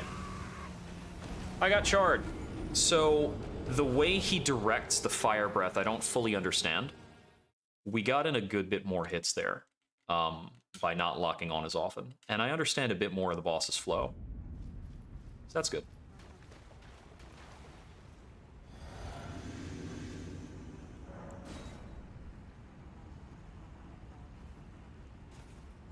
So I noticed that he has the same kind of model as the Ancient Dragon, but he is a Lich Dragon. I'm also curious as to, this is Lich Dragon Fortisax.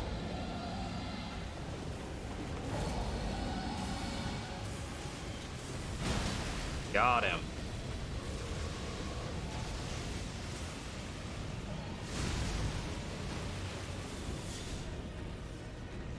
What you want to do? Okay, I took that on the chin. Don't want to do that. Oh no, we don't actually want to go underneath him for Fire Breath, unlike most other dragons. It's a bit of a mistake.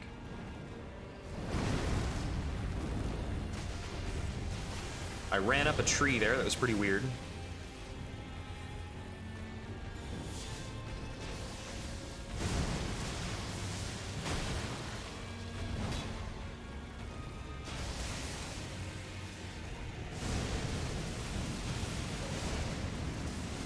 So he does one slam, then another slam. What is this? Oh, okay, it's that.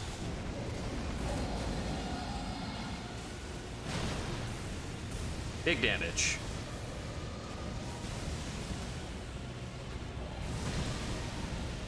I need to get out of this. Dang it!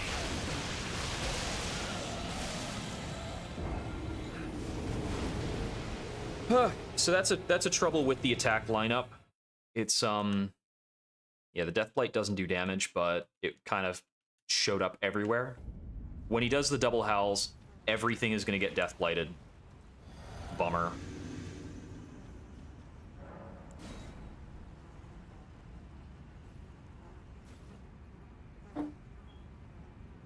So we can't run back on that too much, even if his follow-up attack is really dangerous.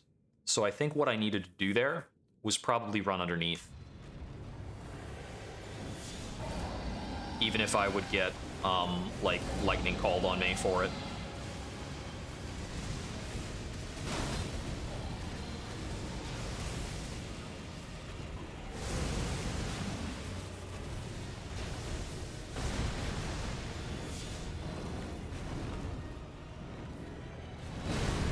Ouch.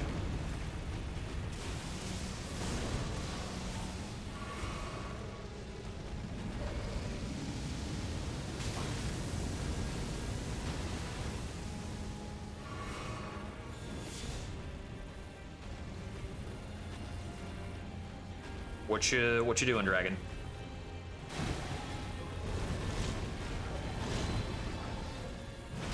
Dang it.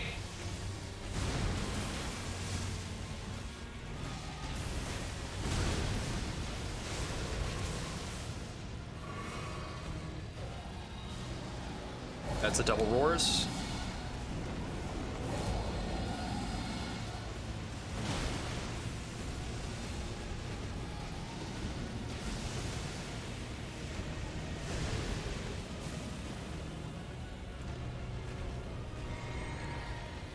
That was a solid test of the theory. After double roars, just run underneath him.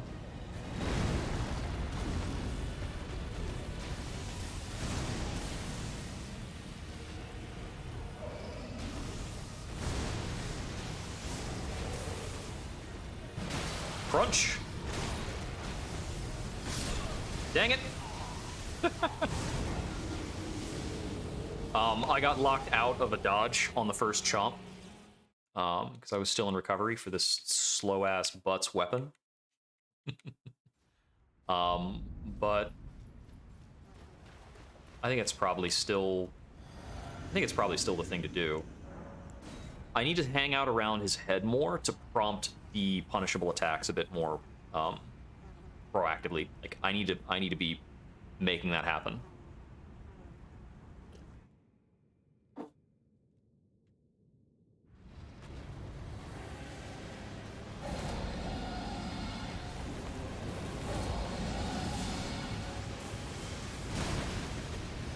How did that ever do 3,000 damage?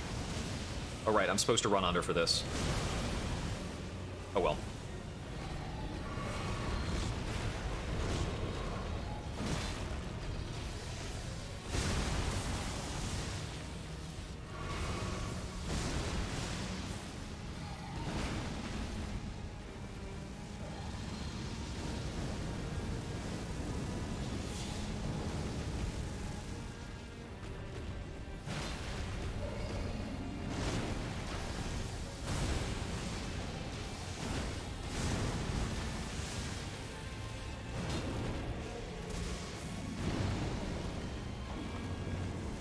I don't know what he's going to do with that fire breath, and I'm worried about it. Okay, it wasn't bad.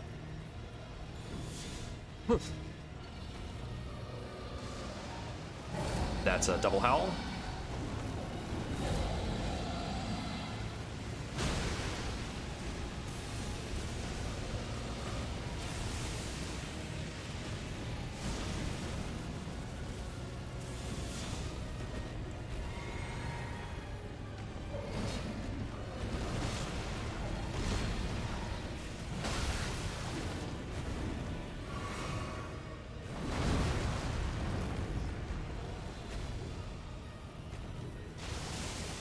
Okay, we just stay back from this one.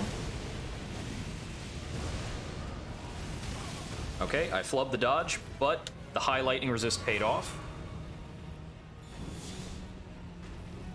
Okay, I just want to come up closer so that he does a thing. I didn't want to see this. I've never seen this. Okay, that's a miracle that that didn't hit me. I'm just gonna call that out. Like,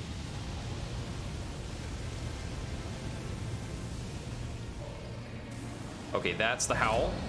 I'm gonna reapply resolve.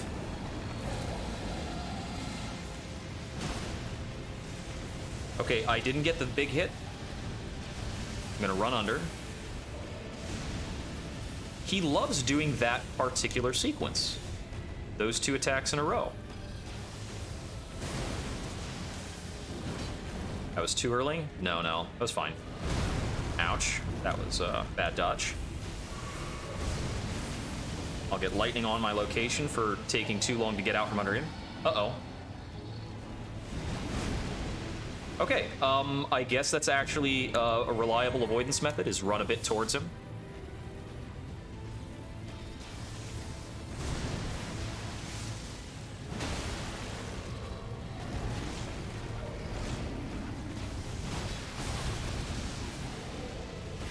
Oh my god, if I die here.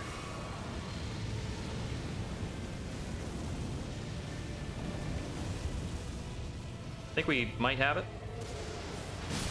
Yeah. Just needed to hit anywhere on his body for that. Oh, and that's a remembrance fight. Legendfeld, Remembrance of the Lich Dragon. Solid, solid. All right, I actually felt decent about that. So we'll go ahead and mark that. I'll get that clip up later. Yeah, wasn't too bad.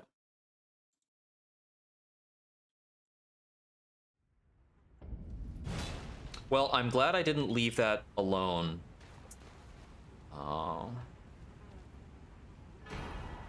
Mending Rune of the Death Prince. And I suppose that, Fia is dead now. Which is what she wanted. I think if I, load out and load back in, I might be able to get her armor as well.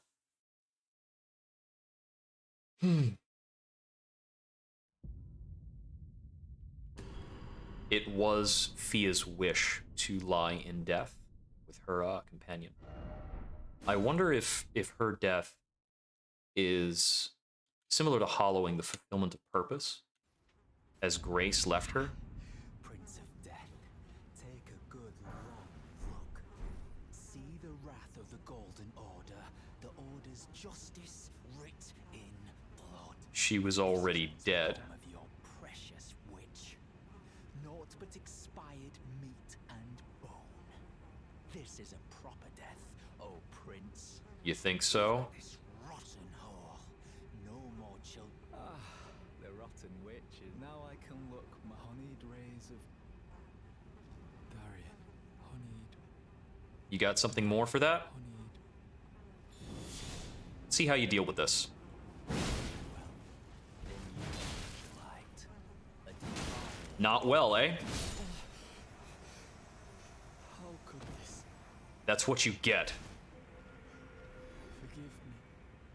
It's Darian. Darian.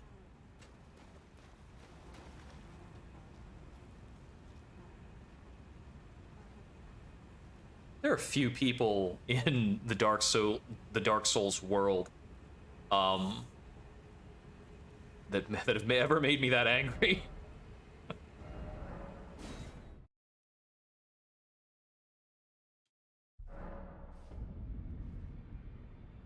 It seems Selen's body has died. Okay. Well, I didn't really think it had much longer left. Got a lot of runes to spend. She says that now my chains, if I stay here, what use of our smith weapons to slay a god? I have lived. Is there any other? I actually want to duplicate Royal Knight's Resolve just for my convenience, so that I don't have to keep flipping it back and forth between two items.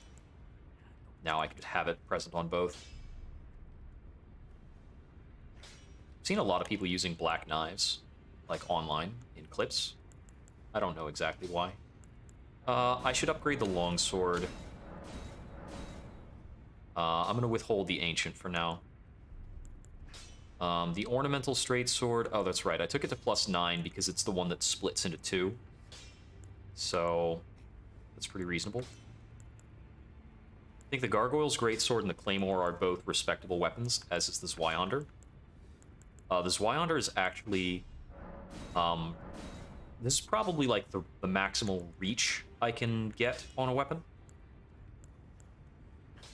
That's my optimal bleed weapon. Mantis Blade is a curved sword with no bleed. Makes it almost worthless to me. That's pretty funny.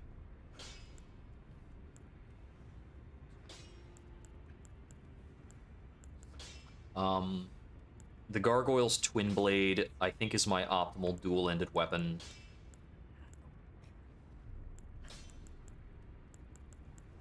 The Rusted Anchor is a decent option when I need Pierce-type damage.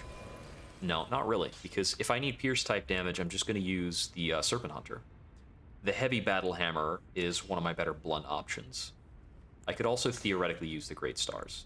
This is a perfectly wieldable, capable Great Hammer. But I don't usually want to have blood loss on a Great Hammer. It's very seldomly that I will want both of those traits. I can get some further upgrades in on the Demi-Human Queen's Staff.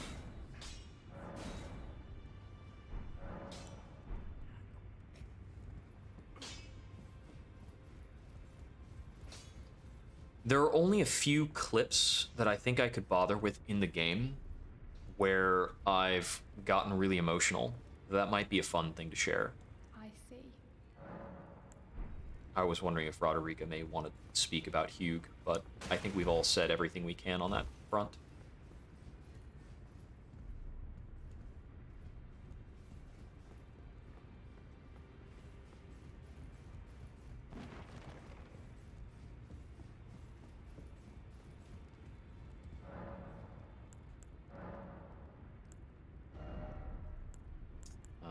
I already bought Margit's Shackle. Okay, I wasn't sure.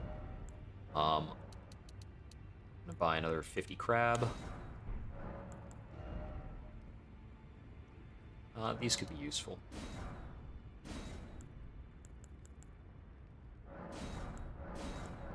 collect all the fashion.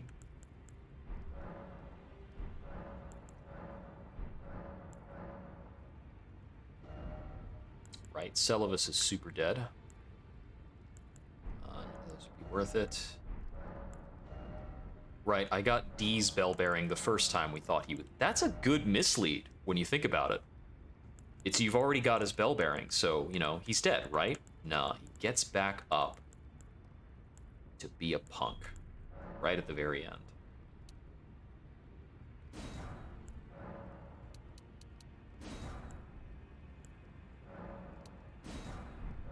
Buy a few more things. Okay, good to take out that dragon. I think now I should probably get back to the Malekith fight.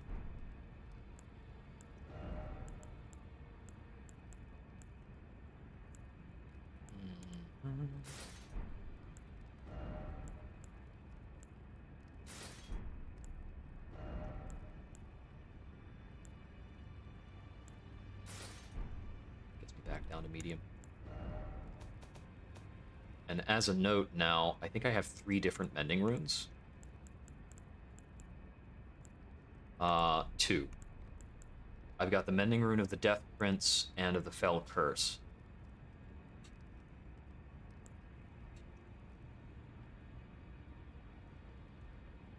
Formed of 2 Hallowbrand half-wheels combined, it will embed the principle of life within death into order.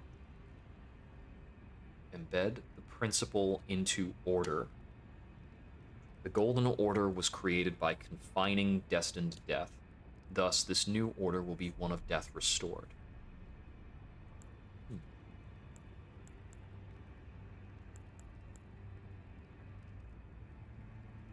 A compatible new body.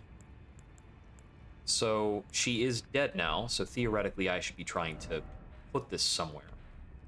I've got a couple of thoughts about compatible new bodies. Okay, so Selen herself is no longer there.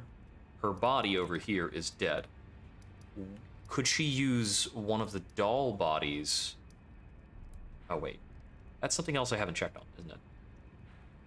I set up that marker a while ago. I'm wondering if she can use one of the doll bodies near Celovus's rise. Let me take a look around here.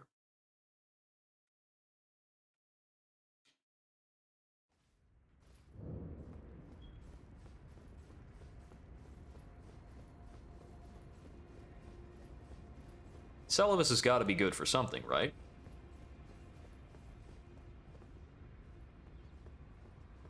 Oh, right. Lathe. It looks like he's faded into nothing, leaving just his armor behind.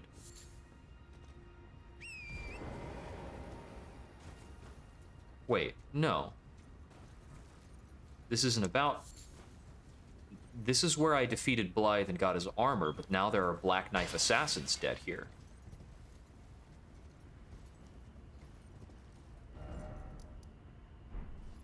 Have I been over to Renner's Rise since I did this? Was Renner's Rise where I encountered Blythe? Was I wrong about that? This is the bit with Celovus's puppets, right? Or is that in the other ruins? No, this is the one. Can I just pop a soul into one of y'all?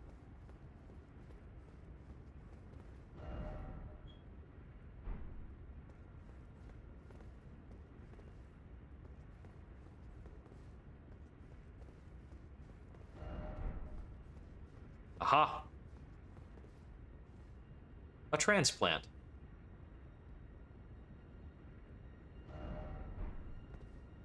My apprentice, thank you. And it's truly a gem.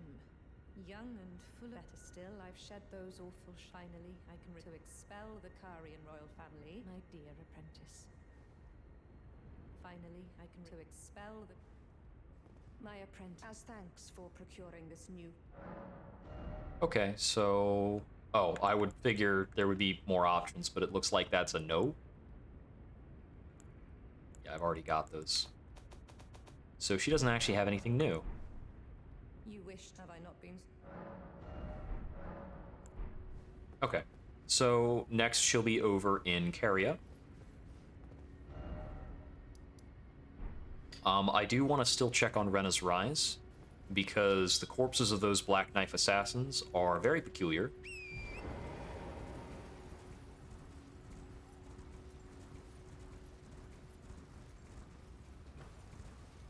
Is there a trail of these things?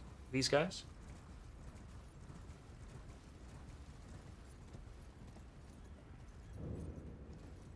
Oh, this is back to Ronnie's Rise. So, is there a trail of these dead assassins?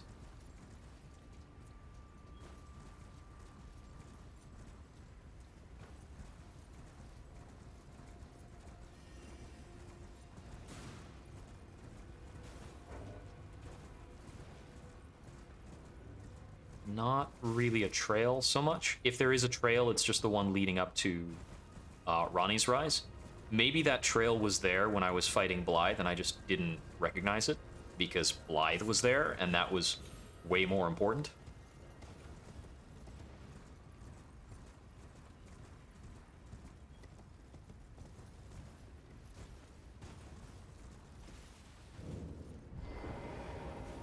I don't think there's anything here.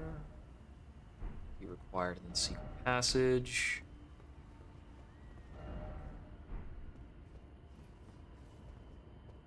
I think this was the one that has the teleporter at the top. Okay, yeah, we got Sorceress Selin. There's no point in going back to Celivis's Rise, so alright. I think then I can go to Raya Lucaria and see where Selin's hanging out. Yeah, Stormvale Castle's really cool. It's you're at your first Legacy dungeon.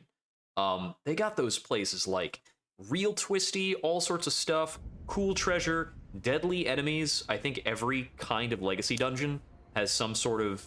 Generally, there's almost a unique enemy type, or at least new when you first get there. Yes, that has been a ton of fun. Wait, why won't it let me change the settings on my camera?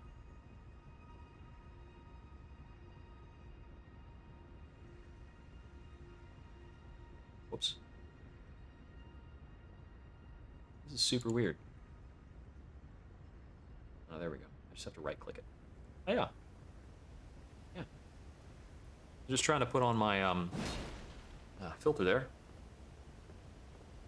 The giant oh, yeah, down on the very bottom. So have you already taken out Godric, then?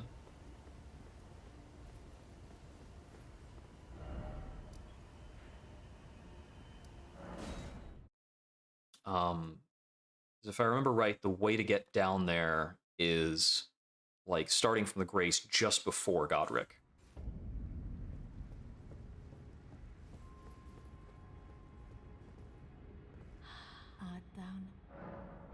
Okay. Yeah, you're probably really close to him if you found the Slug Beast thingy. Okay, I don't know where Selin has gone. She said some things about... Okay, she's definitely disappeared from there. She's got to be around here somewhere in Raya Lucaria. Let me check the south gate.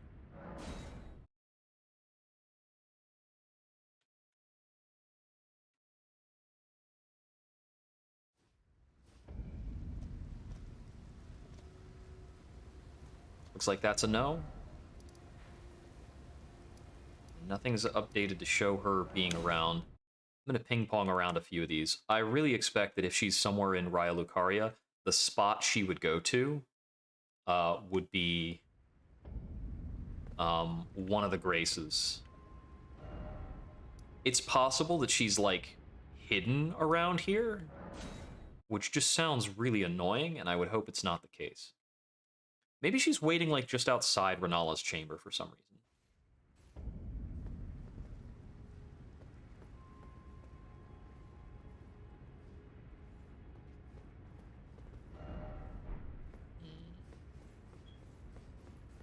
So my expectation is she should be somewhere that is, like, peaceable enough to talk to an NPC, basically.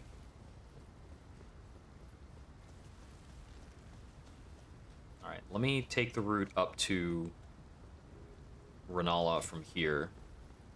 It's not that long a walk. From what I recall, I want to hang out about here,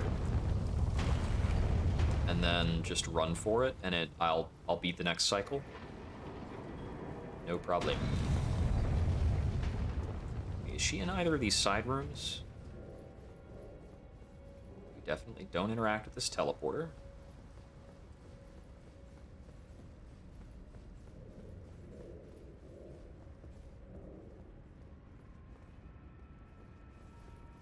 I should make a little message over here about jumping. I guess it would be over here. Okay. I should leave the message maybe behind here so that nobody would be distracted by the message and get killed by the guy. So,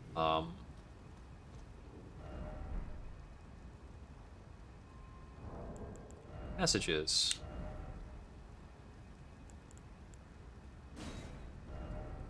Try jumping.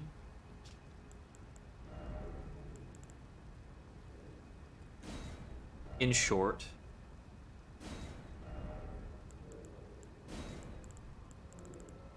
can I say like balcony or secret? Ah, in short, ladder ahead.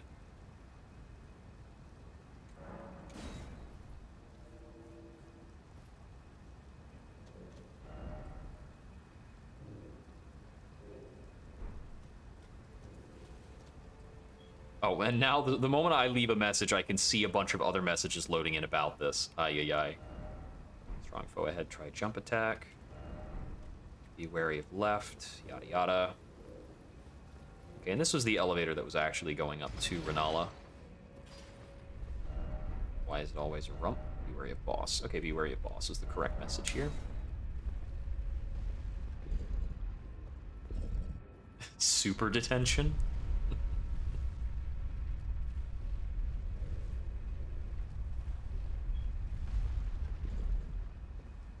Okay, so Selen doesn't appear to be up around here either. There's a summoning sign here. Ah, I see.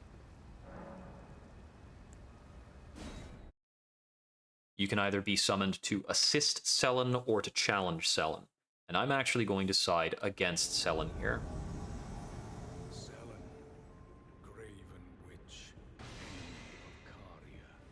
I vowed this time to crush your frame and your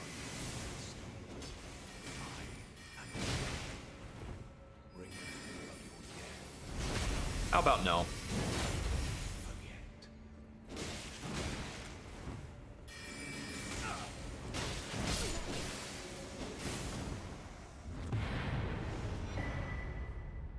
Got a Rune Arc and a Finger Remedy. I wonder if that would count as one of the invasions for Ver. Probably not, right? We get Selen's Bellbearing and the Witch's Glintstone Crown. What is the Witch's Glintstone Crown good for? Increases intelligence to the detriment of stamina. And that actually gives you, looks like 3 intelligence and 3 arcane. At the cost of only 7 stamina? No, at the cost of 18 stamina. But it looks like I would gain 7 FP, but I thought FP is based on the mind stat. So I guess it just gives you FP straight up. So that's handy. It's pretty good. It means it's basically the Mask of Confidence, plus the Olden, plus the Carlos Crown? No, it actually has a bigger stamina impact than the Carlos Crown, despite having the same int bonus. And of course, the Twin Sage Crown gives you a lot more. Oh, you know, I guess int has an impact on FP. No? Oh, because the... Wait, does my current mask reduce FP? Yeah, okay, my current mask actually reduces FP slightly. That's fine. I can give up 7 FP for +4 stats.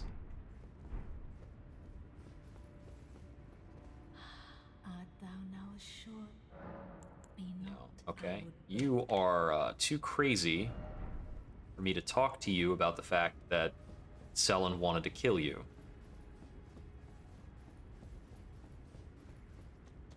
There we go. My thanks for the aid given. I heard from Iji that Lady Rani, but I didn't know he was talking about you. You've helped. This is the Ancient Dragon Smithing Stone. This is why we complete quests. brave warrior. No, we shall indeed meet again.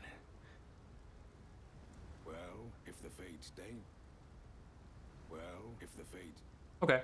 So the other possible point to meet up with him, I believe, is I think you can meet with him in Castle Redmane. Yes, Dragon Smithing Stones are the capstone smithing stones. You need one of those to get a weapon up to its maximum. There are not many of them, from what I found. There's probably some kind of very, very high-level enemy you can farm for them, but classically in the Dark Souls series, whatever your last upgrade material is, it's a bit limited. In the first Dark Souls game, I think you could only get like 2 or 3 per playthrough, unless you farmed them off of like the nastiest baddies that are in the game. Had a low drop chance for them. Let's see. Beast Grave, Depths. You know, this entire area looks like it's underexplored.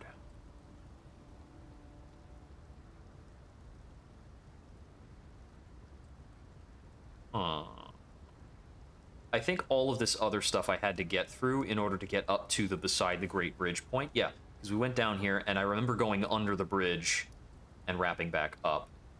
And this is where we're fighting Malekith. So what's on the right-hand side? If I go here and go east, where am I going to wind up from that? Is this the first spot I wound up at? Yeah. So you've got, and you've got 2 types to worry about here as well, because you've got the Ancient Dragon Smithing Stones that can capstone something at plus 25, and you've got the Somber Ancient Dragon Smithing Stones that can cap something at plus 10. So far, I've used 2 of these, and I think 2 of these, because I've got the Battle Axe and the Great Axe, both at plus 25. And then there are Great Ghost Gloveworts that allow you to get Renowned Ashes to plus 10, and I think there's also, yeah, there are Great Grave Gloveworts for your generic stuff, and Great Ghost Gloveworts for your special ashes. Yeah, your ashes or renowned ashes. So these are for all your summon buddies. And typically, you know, most of these I've found in like great big chests, but you tend to get one every time you capstone out a quest.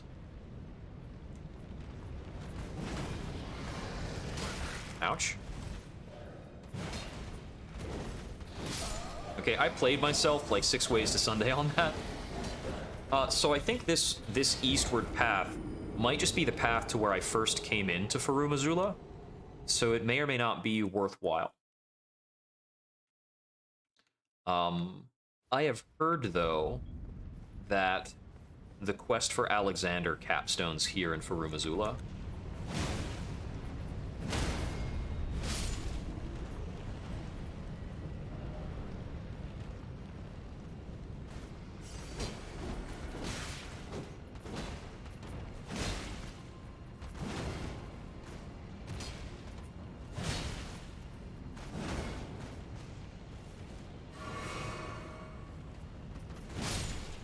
Rather remarkable that that guy didn't get stunned.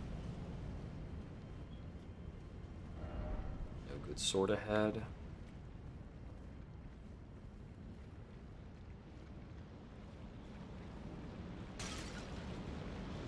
Can I just walk past those guys? Kinda, yeah. Yeah, I think this is the spot where I first came in.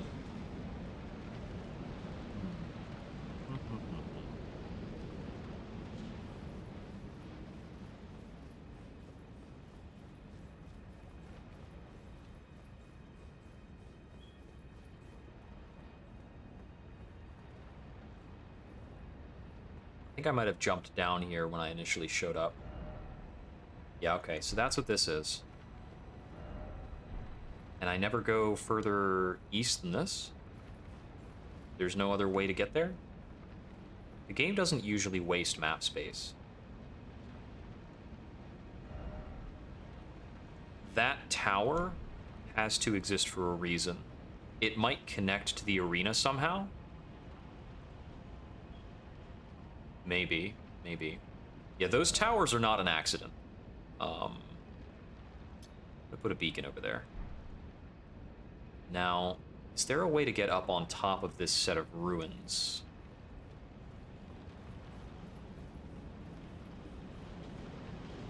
Let me look out for a ladder for a bit.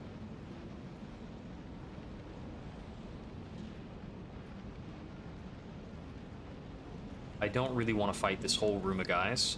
Like, no matter how you slice it, I don't want to fight this whole room of guys. It looks like a pain in the neck. So I didn't find any kind of ladder or way up over here. So there's this first grace. And there's a summoning pool, which is probably just for, like, let's clear the area, the general cooperative summoning pool. And then over here is where that dragon first showed up. Now, I evaded this dragon. Does he keep showing up if I, like, come back over here? Or do you just evade him once and he's gone? He's gonna keep showing up. Okay.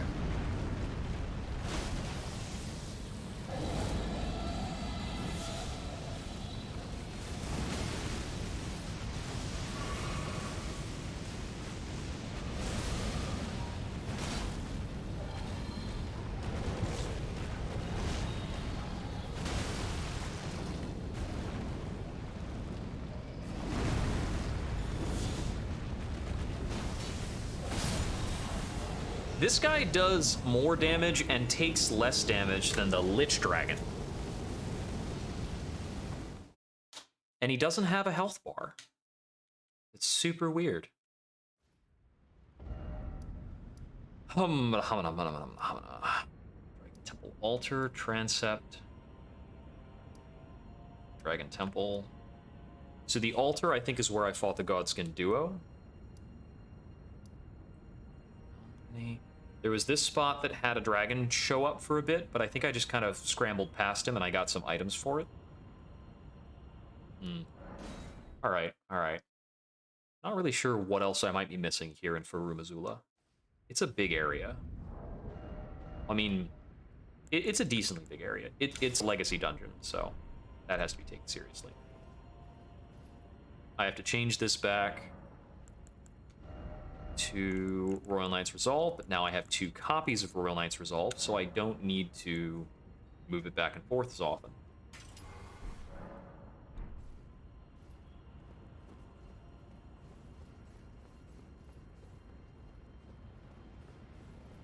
Alright, back to the fight. We're medium armor load, we've got the same weapon loadout as before. Hey, Sully. You might have picked a pretty good time to tune in. I'm up against a pretty cool boss right now. Let's see what more we can do. So I've gotten this boss to the second phase, but I haven't figured out the second phase very well just yet.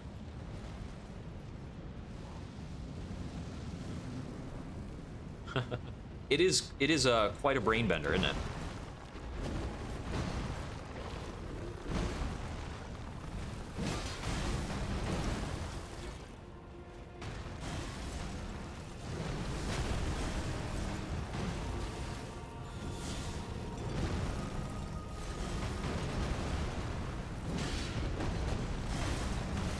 If you've caught the ending, then you're ready to check out the Echoes of the Eye DLC.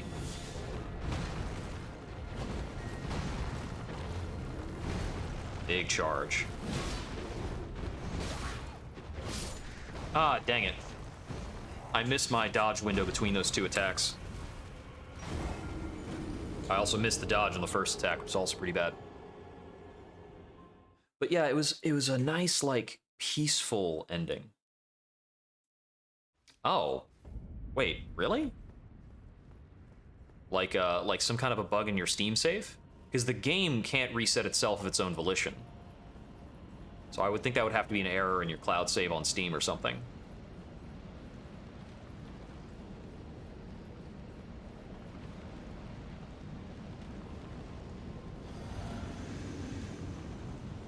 Unless you mean that you hit a certain point in the ending and then...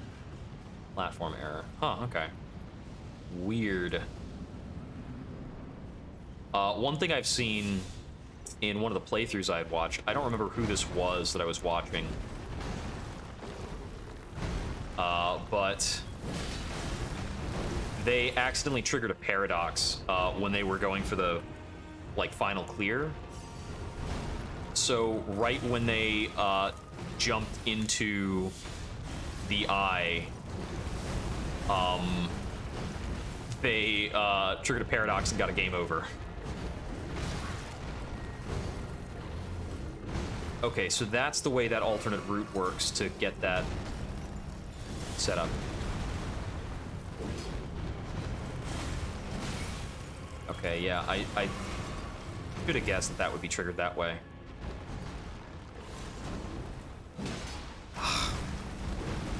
My Royal Resolve wore off, like, just at the wrong time.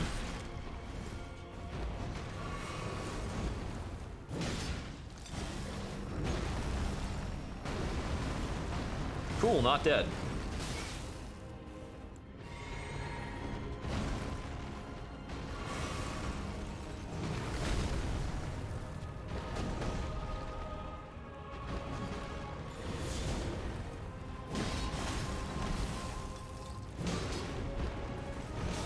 Ouch.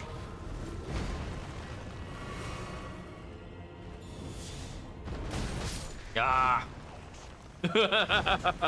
Yeah. So I have heard that if you finish the DLC and then go back to the ending of the game, you get a slight variance on the ending, but I haven't actually gone back to see it. I just watched some other person do it online because I didn't want to do the Dark Bramble again. I'm gonna turn on a little more light back over here.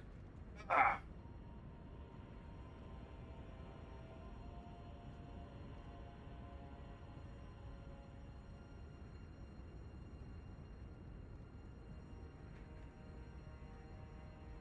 Yeah, in order to get to the vessel, you do have to fly specifically to the core of Dark Bramble. Or not the core, rather, but you have to fly to the nest. The breeding grounds. And it's spooky as heck. Yep. But that's good, you figured out how to navigate the Dark Bramble. It kind of, like, weirds me out, and I get really annoyed when I've watched other streamers fly through the Dark Bramble randomly without taking out their signal scope. I mean, if they come at that size, I'd have a phobia of them too. They're freaky.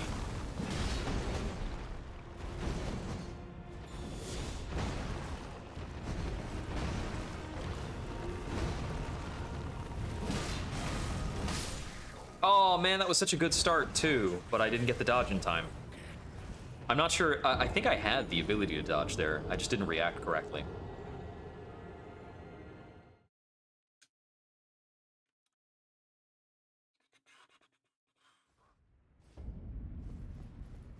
So the fully charged hit on this guy is doing markedly less than I was doing with fully charged hits on Moog. What are the differences on the resistances between these bosses? Sometimes when you get serious about RL1, you wind up having references for really annoying stuff like this.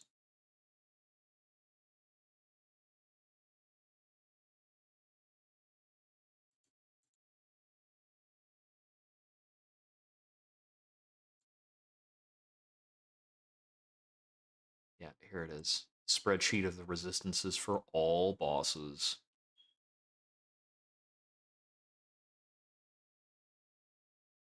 Oh, he's just really resistant to everything. Just how he works. Okay. Interesting.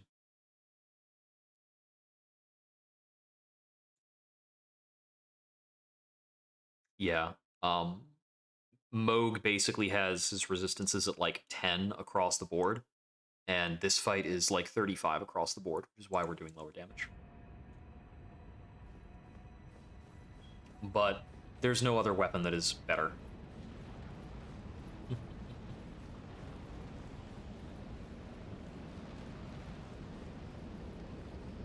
Yeah, that's how the anglerfish go after things, though. You don't see the anglerfish.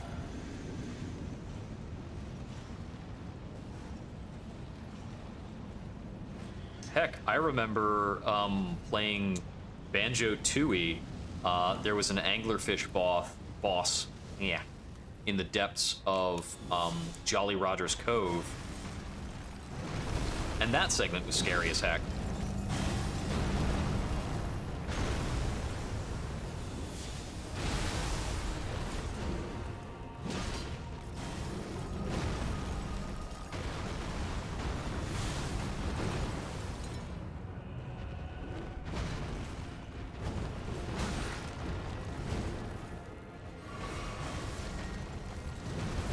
So right there, my dodge to the right was late to a degree that caused me to not be able to make the other dodge I needed to do.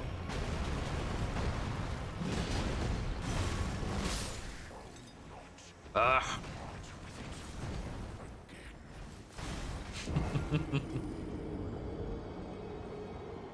They're certainly a freaky looking fish.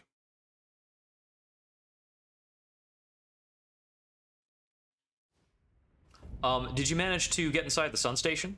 I think you usually do in the course of a playthrough. It's a decent hint inside there, but it is technically an optional area.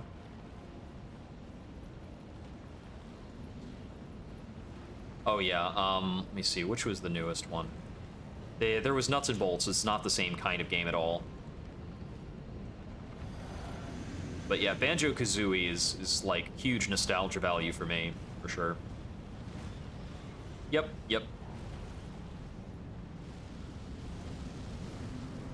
Banjo-Tooie I also enjoyed, like, back in the day, but I find it difficult to go back to it because every, like, single thing you would try to get is, like, super complicated.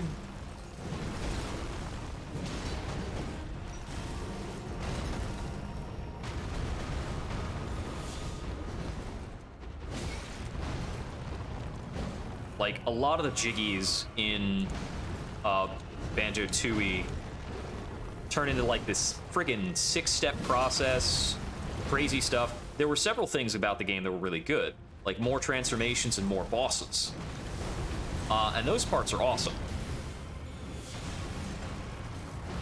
Problem is that sometimes you just need to do this super convoluted thing.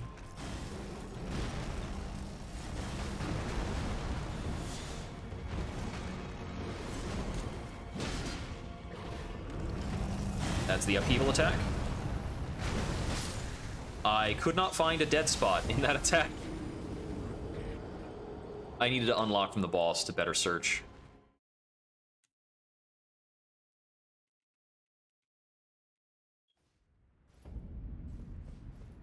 Got a little panicked.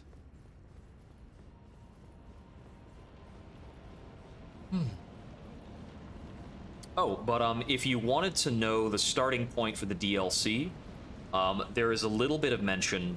If you get the DLC installed, you will get a notice about a satellite that is sent from Timberhearth. So if you go, there's like an extra hut on Timberhearth, and if you go in there, you get a couple clues about the satellite, and that's the starting line for that DLC. It was tremendously enjoyable. One of the most worthwhile DLCs. I think playtime on it is something like 6 to 9 hours, generally speaking.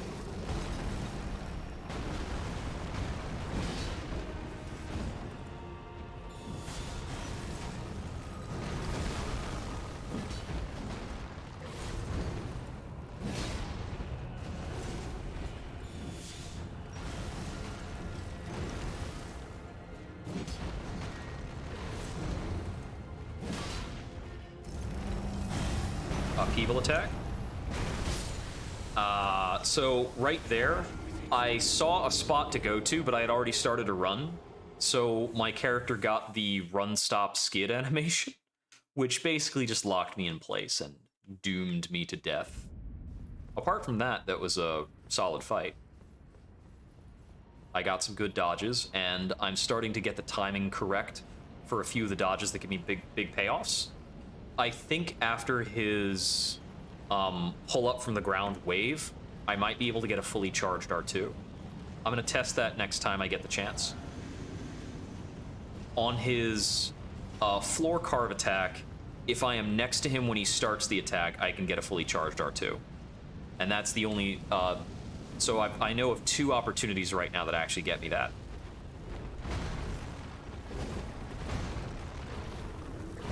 Like this. Ouch.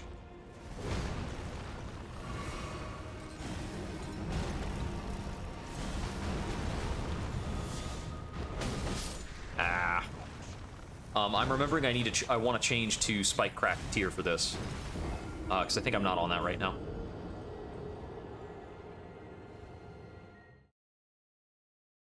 I mean, hey, like, nothing you do in the game is cheating. There is no wrong way to get somewhere. There's just a way that's, like, more laid out, and there are ways that are a lot trickier.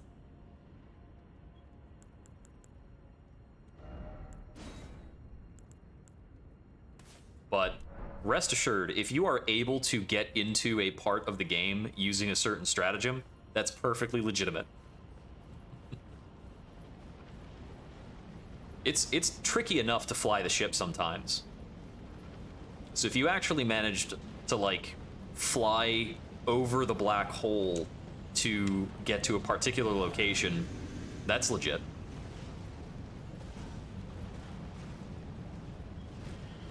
It is very easy to lose your ship to the black hole trying to do that, so if you pull it off, more power to you. It's not like there's a warp that can warp your ship back if you lose it.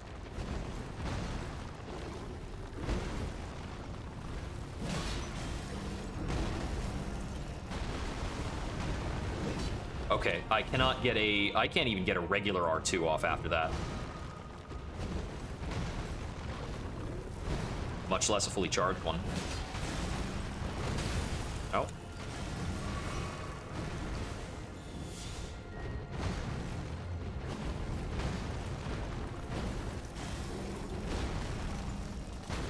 Oh, that was a different attack.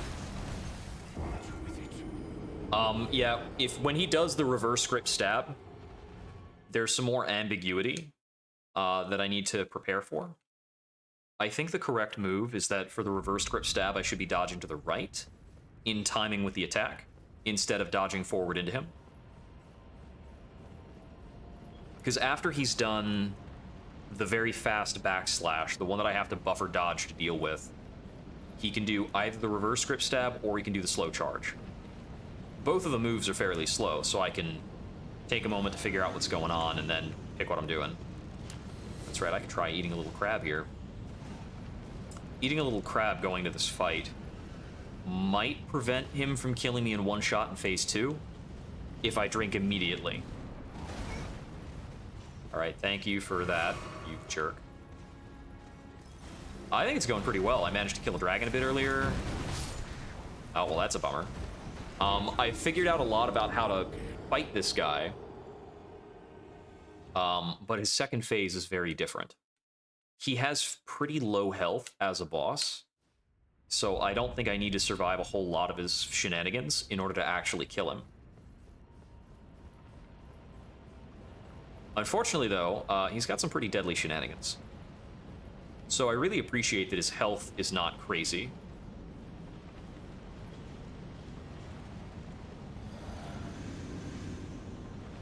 Oh, something to note. While I've been in the middle of all this Elden Ring stuff, they dropped the full release for Casey's mod, the free LC for Inscription, that is adding a whole lot to the game. So I'll be playing that tomorrow.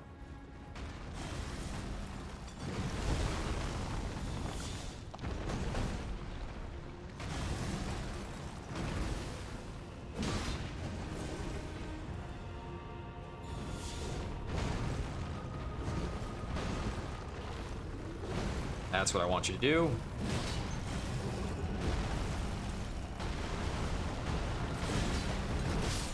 Okay, that time I managed to get off an R2, but it wasn't safe. So I need to go for an R1 punish after that attack.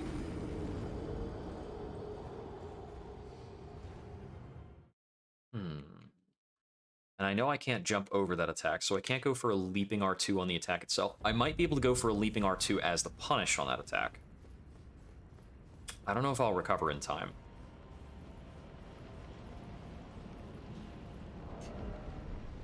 Yeah, I've still got the high physical resist set up.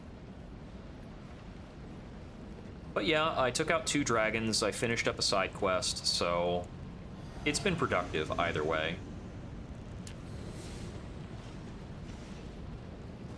I have been looking forward to Casey's mod for Inscription. Inscription is really fun. The production value on it is excellent. The creator showcases a very solid understanding of the genre. Inscription itself, the timing for that is very different if I'm far away, and I'm not super accustomed to it. But the creation of Inscription showcases a healthy understanding of the genre because it's a deconstruction of the roguelite card builder. So Casey's mod promises to give more of a traditional roguelite card builder setup. From what I saw in the trailer, it looks like there are more secrets and puzzles, as well as what's the word? More secrets and puzzles, more interactables in the cabin, as well as like more creatures and unlockables within the game itself, and possibly like more stuff related to the ARG, the like secret messages that are found in the game. Now my understanding also was that it was going to be focused on Act 1 stuff, but the trailer appeared to have at least one shot that was related to Act 2. And I don't know what that's coming from. Dodge was too early. Blech. I watched a video the other day, and I shared it to my friendly Discord about how tough Margit actually is in terms of a, like, barrier boss or a gatekeeper boss in Elden Ring.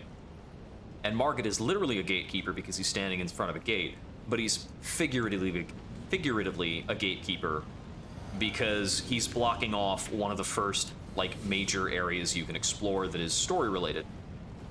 And the video did a breakdown of just how many different things Margit does that help teach you what not to do in the parlance of a Dark Souls game. And a lot of the video is just about how much nastier Margit is about some of these lessons and traits compared to earlier bosses in the Dark Souls games. That's the timing I'm accustomed to.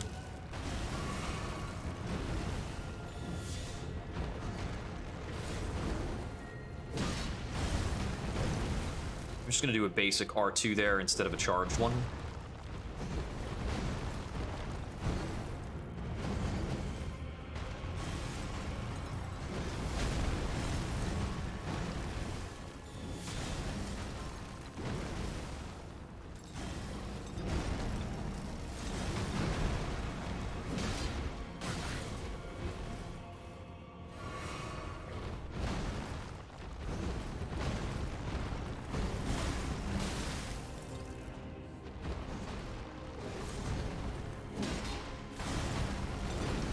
Ooh, that was really close.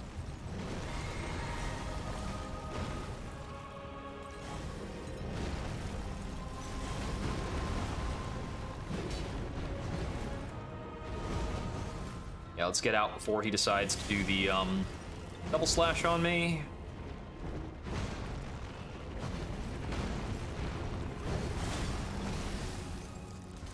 That's the bad pattern.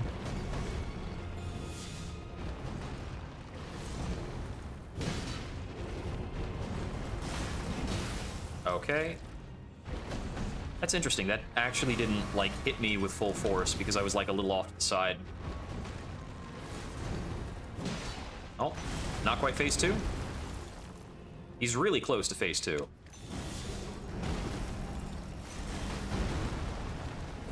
There's phase 2. Okay, I'm gonna let this play out for those who have not been around to see the transition yet.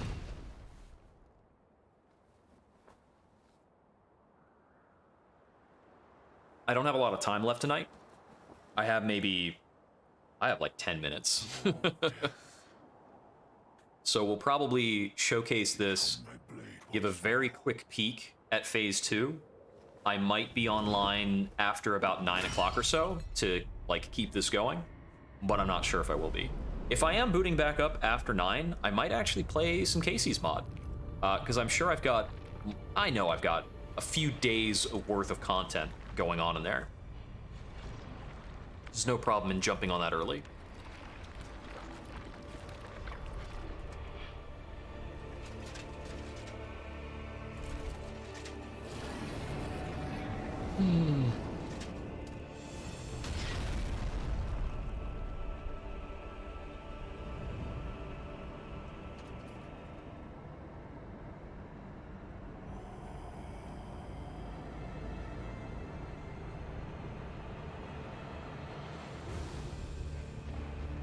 Malekith the Black Blade.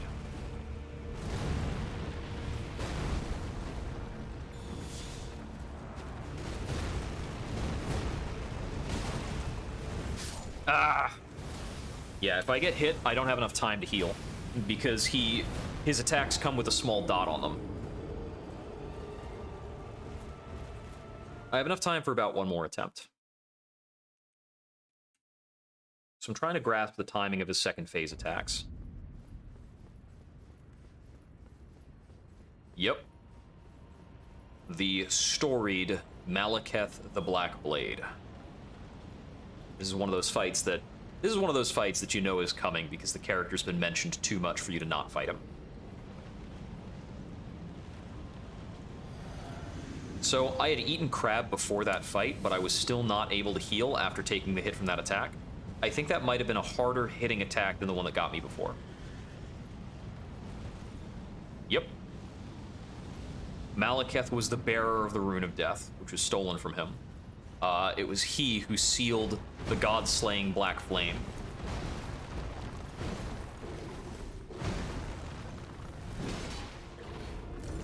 Oh, that's the upheaval attack.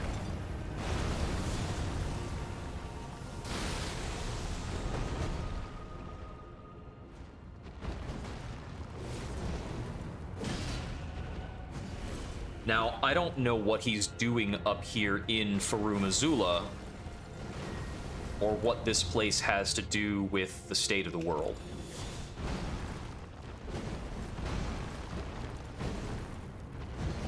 What I know is that I really want him to stop using that variant of that attack, so that I can hurt him.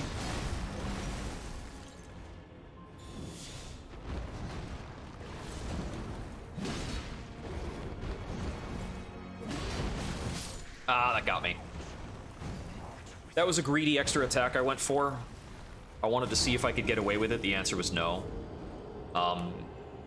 For this first phase, you really do have to give him his space, or he will get super angry and mess you up. It's a very simple replying attack that he uses that will basically wreck you.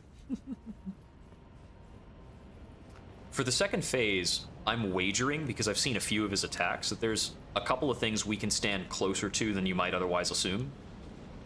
Because it looks like he's hitting a lot of areas that are further away from him when he's doing his, like, big swings in phase 2.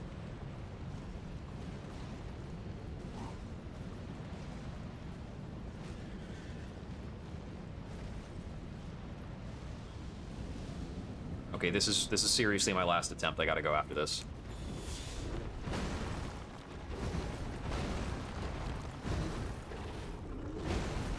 Okay. Yeah. So if I dodge him to the right, he goes back to the behavior I want.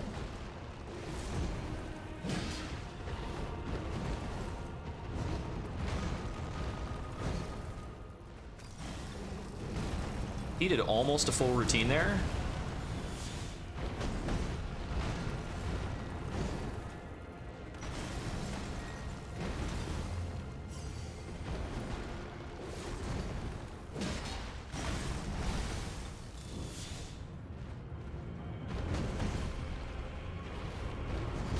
Ah.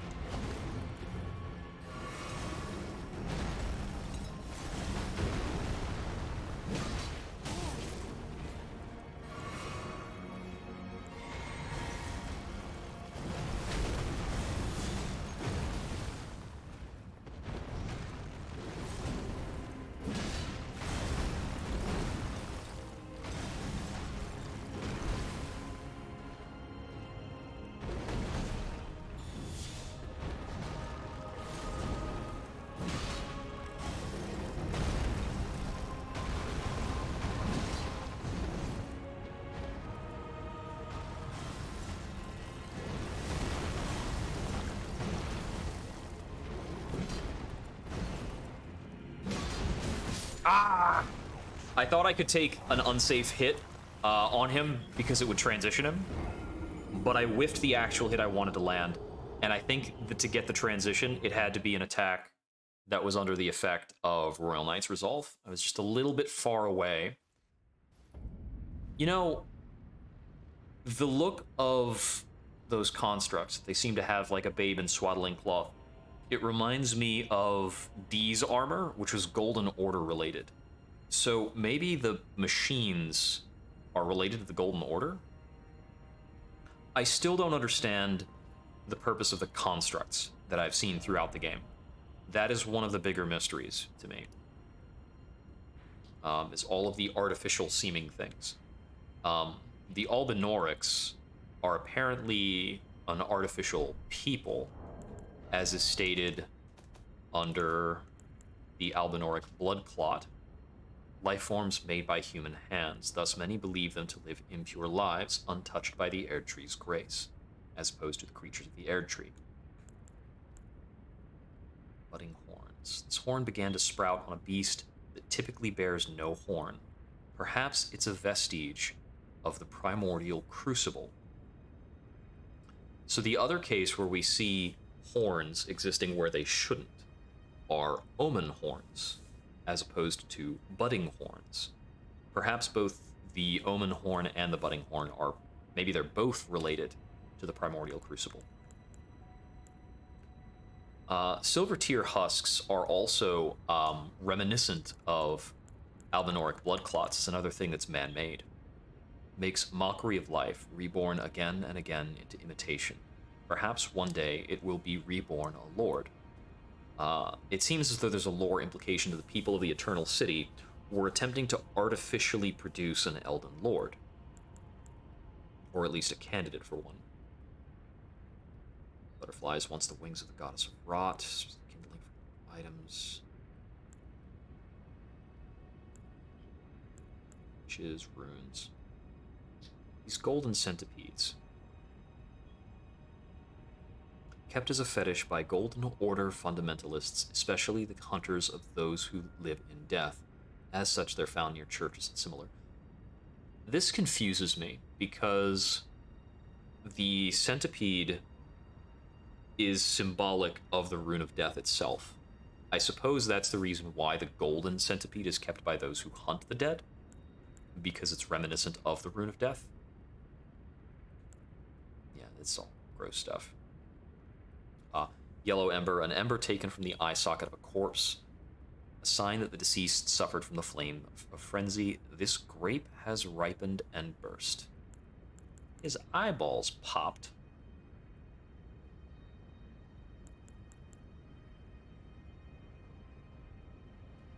Beast blood that never rots or decays. Suitable for a rustic feast. It's the Constitution, boosting resistance. Known for its long-lasting effect. Yeah. Oh, you can eat sliver of meat by itself? Nope. It's just used for things that toughen the Constitution.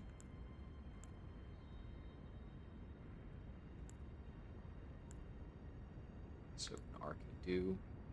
Retaria leaves, stirs the blood, providing an enlivening effect. Yeah, it's used in buffs. Key component in throwing pots. Ward against scarlet rot. Drips with viscous fluid that behaves like oil.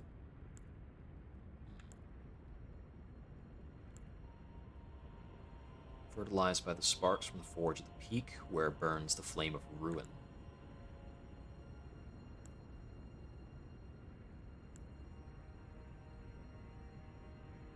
Oh, said to be a funereal flower in an era long past, before the Erd tree grew.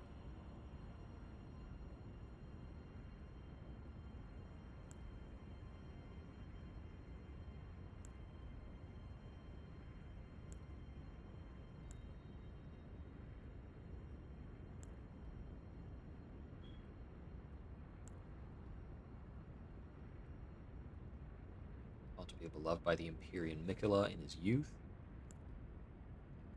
Liurnia, cold reason. And long ago from strain of buds cultivated with youthful sacramental blood. Grown in lands afflicted by frenzy, it's known for its pain-relieving properties, dangerous intoxicant.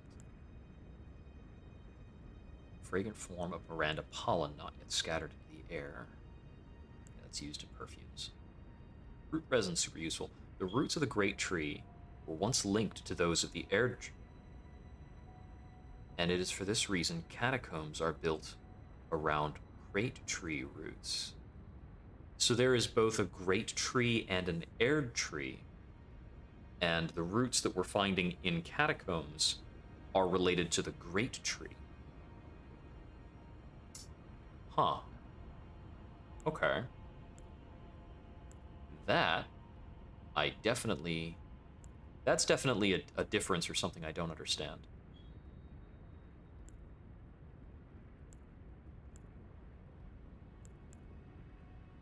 Okay, well, that is what I had the time for at the moment. Always good to pause and read some of the lore. Thank you all for tuning in. I may be back on later tonight. I will assuredly be back online tomorrow. In either case, I think we'll probably be working on Inscription, playing Casey's mod. Yes, both of those are separate from the Halig tree. I still don't know what the Halig tree is all about. Yeah, trees are a big deal. Going back in other Dark Souls games, roots are actually related to chaos, and in some cases the chaos flame. Something about the way that roots branch and probe, and that aesthetic is kind of tied into the forces of chaos, and thus kind of the primordial basic form of life. It looks like in Elden Ring, something about the roots and divergent growth is related to the Crucible as well, which may hold the secret as to why Godfrey is tarnished and considered separate from the Erd Tree Faith and the Golden Order. I think that the Erd Tree Faith and the Golden Order is seeking a sort of stagnation by venerating the tree, while for some reason rejecting the roots.